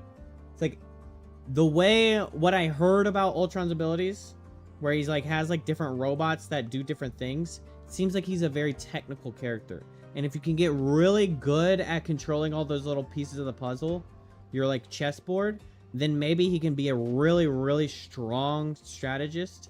But I think that the way it sounds is he's going to be really technical and not everybody's going to want to play as him. The problem is if that's the case, they're going to buff the shit out of him, make him universal as fuck, and then he's going to be annoying to play against because everybody can play him. A better balance to the game is a game where you've got people in niche spots. Not people going, oh, this guy's picking Widow, fuck. But in most scenarios, especially upper ranks, you're like, oh, we got a Widow, that's interesting. Okay, now we have a Cap, that's interesting. This will be an interesting dynamic. Like, Widow gets somebody really low and Cap just, like, pounces on them. That's a sick combo. But not everybody can play Widow. Not everybody can play Cap. It's not just like, alright, let's pick Cap, Thing, Black Panther, Mr. Fantastic, and then 2 healers. And just literally fucking curb stomp the enemy for 5 minutes until it's over. Then what's the fun in that? That's not fun. It's not going... And the thing is when something's OP... And people like argue, okay, so like Borderlands gets its like guns balanced. It's a PvE game. Why are you balancing the guns? Well, in my opinion, if this gun is doing 30 million damage and this gun is doing 5 million damage, which one am I choosing? Everyone is choosing the 30 million. Yeah, I got cold. I started like shivering. everyone's choosing the 30 million damage, and then everyone is then like that's the only gun they're gonna use. So you have to tone that gun down and bring this gun up so that both of them are kind of like closer together. Well, I guess I'm making a counter argument for what I said about niche things.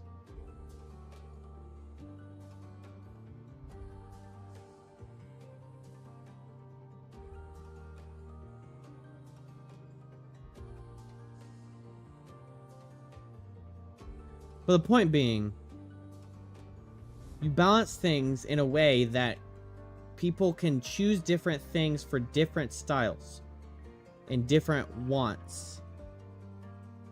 I want to play Cap because he fills a role, not just because he's oppressive, has too much health, really hard to kill, and he does too much damage. That's just like, okay, you just made a god character. Now balance that fucking character. It's going to be hard without nerfing the shit out of him. And then Smite had this problem where certain characters, if you buff them past this much, so you have this like margin of error, right? You nerf them and you go into this little section, then they're fucking garbage. Nobody's ever going to play that character. So then you're like, okay, well, nobody's playing this character. Let's buff her a little bit to get her some love. You have to hit that little middle part. Because if you buff her into this, she's so fucking strong. I'm thinking about this character named Nemesis. She's so fucking strong that you don't even want to play the game because you have to play against that bullshit. And it's like, holy shit, this is just boring. And that's the problem I think that they're having with like Cap and Fantastic. Is they need to hit that sweet spot, but what they're doing is like doing this. So far, it's still early in the game.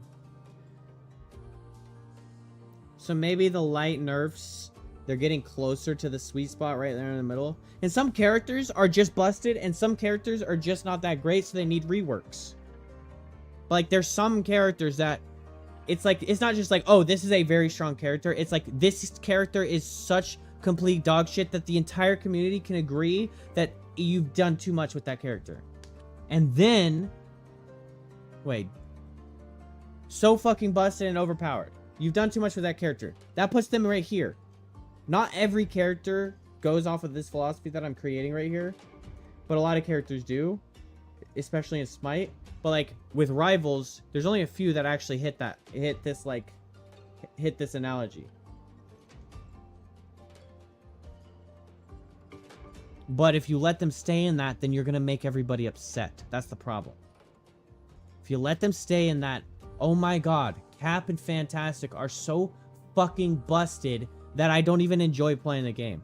I go into quick play, Cap and Fantastic. I go into ranked, Cap and Fantastic. I go into arcade mode, oh look, Mr. Fantastics are running everywhere in our deathmatch. Alright, I guess I'm gonna get off.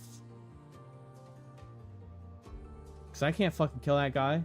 His time to kill versus my time to kill, like 1-to-1.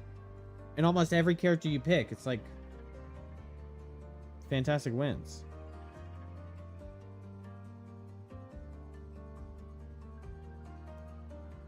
And that's the problem. Because now you've made the god tier character, and if he sneaks in the ban, oh my gosh. I don't know what the bans are looking like right now, like what's the more common bans. I know people are like target banning. Still, I think they should just get rid of the tracker. I think it would be more healthy.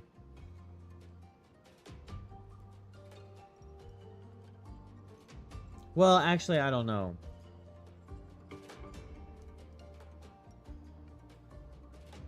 Maybe the tracker's fine. Because it can help you be like, oh, do I spend a ban on Human Torch just in case? Versus, I know that guy, based on his stats, is a really good Human Torch. Let's get them the fuck out of here. I don't want to go up against the Human Torch. You can play your B character.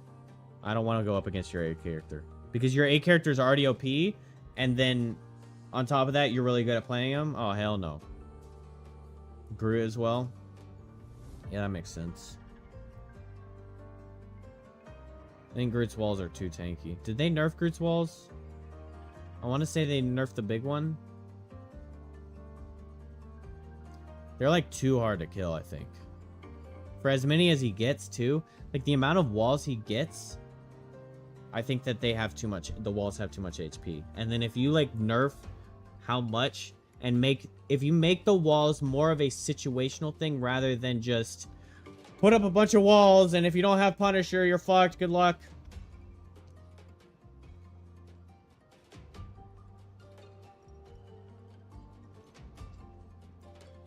And you could even lower the cooldown, too. To counteract the HP nerf on them.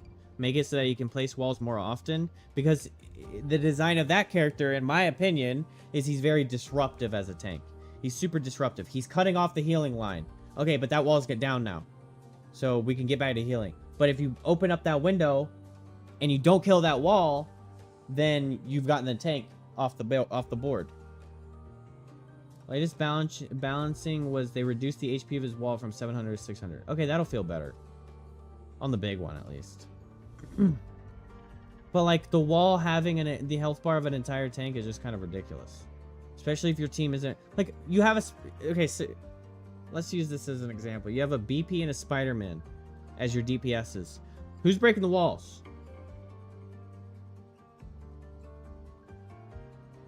Magneto? Yeah, sure.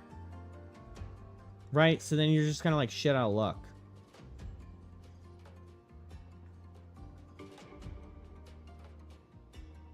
I don't know. It'd be hard to balance that one too.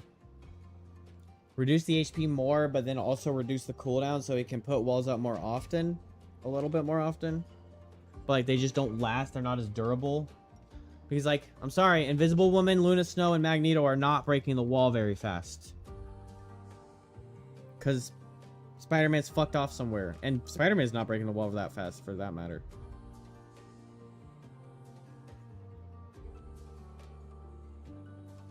So yeah, you kind of have to ban Groot at that point. Unless you know that someone on your team has a really good Groot, and then you hope that he gets through.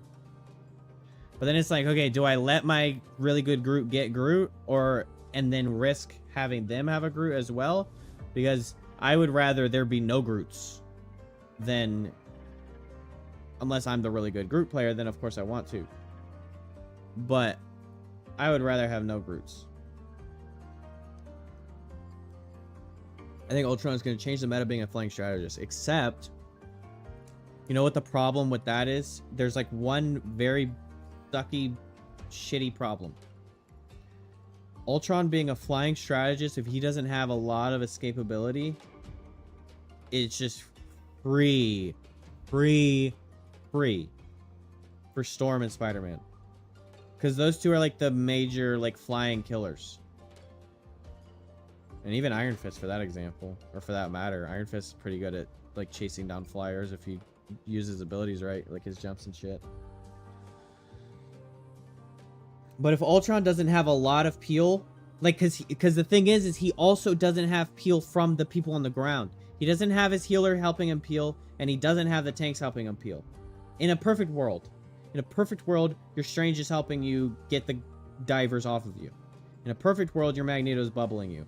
Magneto's not going to be looking up trying to bubble Ultron all the time. Right? So, like, Ultron being a flying strategist kind of poses a decent problem. Hela as well. I mean, Hela just 2-taps Ultron. Unless Ultron has, like, a nice chunk of HP. A lot of shielding. Maybe a teleport. If he could, like, swap places with his robots, that would be pretty good. But I guess they already do that with Loki. I don't know how you would, like, make his survivability good since he's flying. Unless they don't, like, actually make him all the way up and he just has, like, a range. But even then, you don't want him up here because then his head is over the fucking shields, right? I don't know. I think, like, him... I think he actually poses kind of a problem. It's like, how do you actually make a flying strategist good? Other than the Mercy effect. But the Mercy effect has, like, a ton of movement. She can just... And that's why she's hard to kill. So if Ultron doesn't have something like that, which he... Okay, and now that I'm thinking about it, that's probably what he's gonna have. He has drones. Yeah, but I'm saying, like, for his actual appeal. Like, if a Spider-Man wants to get on him and one combo him, it's free.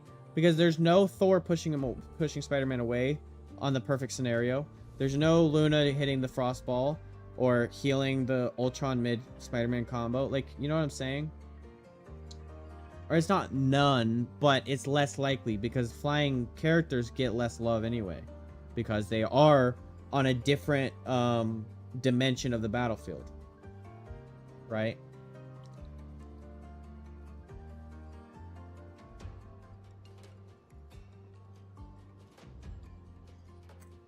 So he would have to probably have like 400 HP. Or really good movement, like a really good and smooth movement like Mercy. He'll be technically alone up there unless someone is specifically there to protect him. Exactly. And that's what I'm saying. Like, Storm is a really good flying character Punisher. I think Storm is really good at countering something like Human Torch, Iron Man. She's just really good because her projectiles are way faster than theirs. And then she also has those like auto lightning strikes and all that shit. And then Spider-Man, he's a Punisher across the board. Like, he's a punishing character across the board for squishies and flying characters. And so you combine that together, bro, he's having a feast, right? So then if you want Ultron to do well, then you have to ban Spider-Man. Or just OP not to fly unless... Opt not to fly unless necessary. Yeah, that's true too. If he's like... Well, that's what... Yeah, that's where like the Mercy movement would come into. Where he can like... He attaches a drone or he goes up and does his little Mercy dash to the flying character like a fire pocket, right? And then he can come back down to Luna. On like a 1 second cooldown, something like that.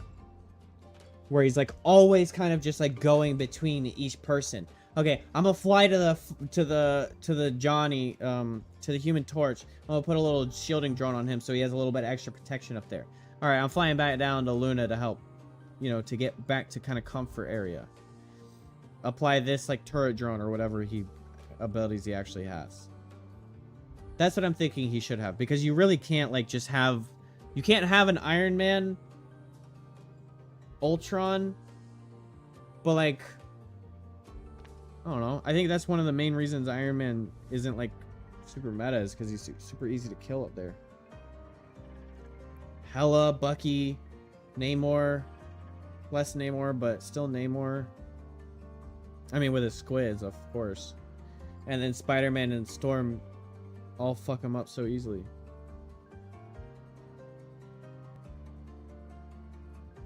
And then other characters too. And that's another thing. The fact that there's no tanks that can get any kind of reach is just kind of wild to me. Like, what's the farthest auto attack range for a tank? Would it be Groot's stabs? Well, I guess Penny. But if we're not talking Penny. No, Max has a limit. But yeah, maybe that one. Maybe it is Mag's balls. A little popping popping rocks. Pop rocks.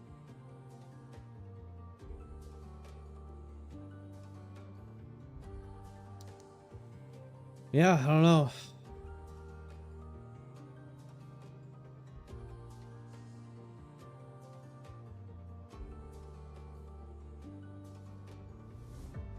I think a good mag ability, if they were to rework mag. Oh yeah, Thor's F. That's the issue because there are no tanks that can actually tear down flyers easily. Yeah, exactly. I mean, like Hulk, but Hulk's okay. I've hit the Hulk grab flying out of the air.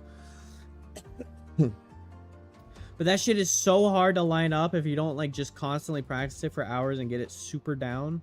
The actual hitbox, like I'll slam straight into Storm and bro, I don't take her down. I'm like, what the fuck? And then the amount of effort you have to do to line up, you miss 3 times. It's like, now you've stopped being a tank for that like 10 seconds that you've tried to take down that Storm out of the air. And then it's like, okay, then what are you actually doing? Are you actually using Hulk's ability to grab somebody out of the air? Or are you not? Because you're not. GG's. And then you're not using Hulk's other tank ability. You know, like, you're just a jumping green bean. Just jumping back and forth. Just looking like a goober. Looking like a little goober.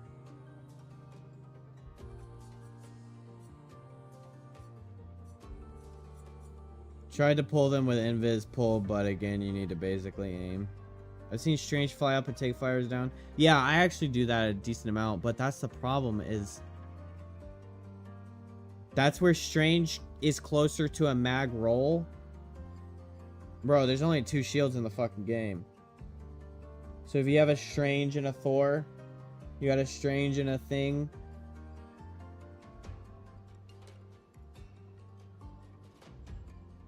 I mean, I guess there's Cap shield. Okay, now there's Emma Frost, like, silly shield. So there's a little bit more diversity, but Hulk has bubbles. Yeah, that's kind of situational, though. It's not the same as, like, a Strange shield. Like, Strange's main job is his shield. Secondary is putting the DPS out. He has good DPS, of course, and his ult is amazing. But the main tool that you're using Strange for is that, like, the relief of that shield. The relief that that shield provides. On command. Not a 9-second cooldown like Hulk's. Not an 11-second cooldown like Mag's bubbles. I don't know what Hulk's actual cooldown is. I want to say it's around 9.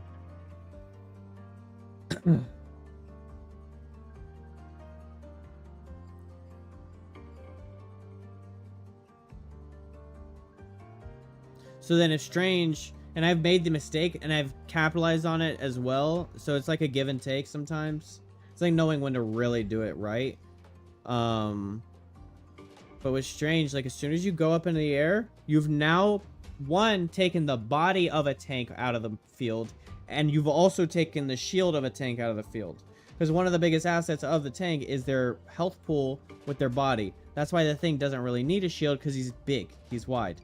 Right? So he does still soak up a ton of damage just off of his body. And he does block a nice little window for the healers to stand behind. With Strange, that's his biggest tool, is because his width is way higher than everybody else's. So his ability to block the projectiles and to block line of sights, all that kind of stuff, is way more. As soon as he's up there, boom, no shield to worry about. No smaller hitbox, but still tank hitbox to worry about. And he's just trying to take down an Iron Man that a Hela could take down way quicker, way easier, if you get a Hela in there and a Hela does her job. But there's moments, yes, when I've been like, okay, I'm just going to jump up and Iron Man scare him off. Or try and get the kill.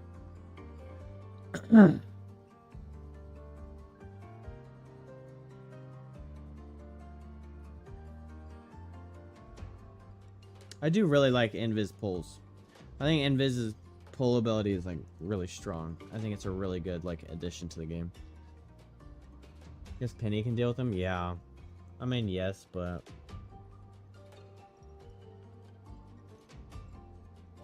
you gotta be a really good shot with those projectiles. Because like the Iron, what is Iron Man doing? He's throwing a radius. It hits here, it still damages me. Hits here, it still damages me. Hits here, it still damages me, right? But Penny's just shooting up into the air. These slow-ass projectiles. Probably the same speed as Iron Man. But it's just like, you gotta actually hit. Right? They added crit damage to her bullets. Okay, that's good. I guess that'll help her. Is her bullets like one projectile, or is it like a kind of a small shotgun spread? I've never really paid attention. I think it's just like a shot, right? It's just a bullet. I believe so. Holy shit, I'm like getting tired as fuck. I wanted to complete this, but we've just been talking too much. We'll complete this map, but it's okay. We can just keep going later. Should be a really big and fun fight at the top of this tower. Yeah, I've been having fun. It's been, yeah, because it's been fun to like spitball ideas for characters and changes and like that's the important part, is it has a small radius on impact too. Pennies, that's good. That still doesn't You know, you can't use the floor like Iron Man can for the radius impact. Like, you don't have a backdrop like when you're shooting at Iron Man.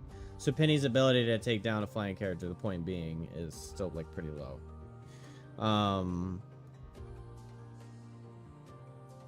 Unless she hits the web, I guess, and then they just fall to the ground. Shit, I forgot to clip my nails. Now I'm picking at them.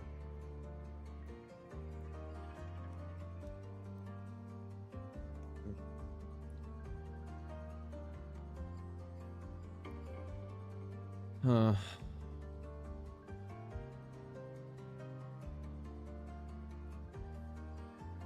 I do have to work in the morning, so I should probably get off since I'm actually feeling tired. A lot of times I just go until I'm actually feeling tired, but now I'm just exhausted. You wore me out, Pineapple. And that's another episode of Abel's Yap. Yup. That one was a nice little, like, hour-long Rivals Yap while playing Clair Obscur. Let's go! People are gonna watch them. If somebody watches the VOD, they're gonna be like, what the hell? Here to keep me interested? Yes, sir.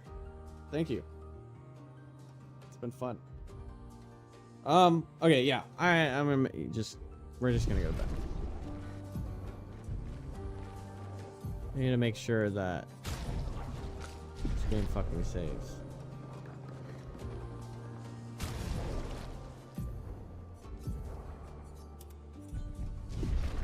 There we go. Got a little save in progress.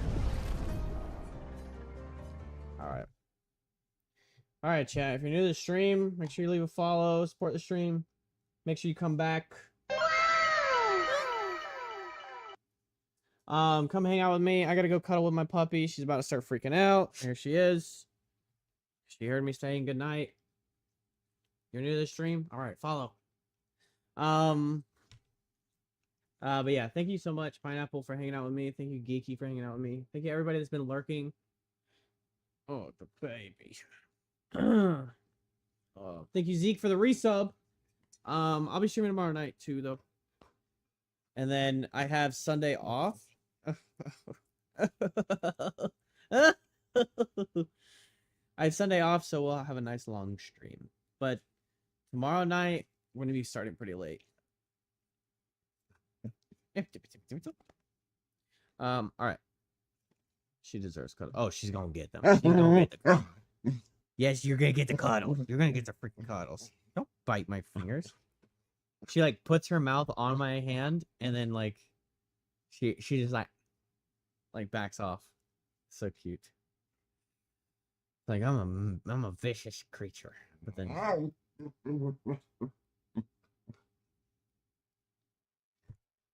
okay. Okay.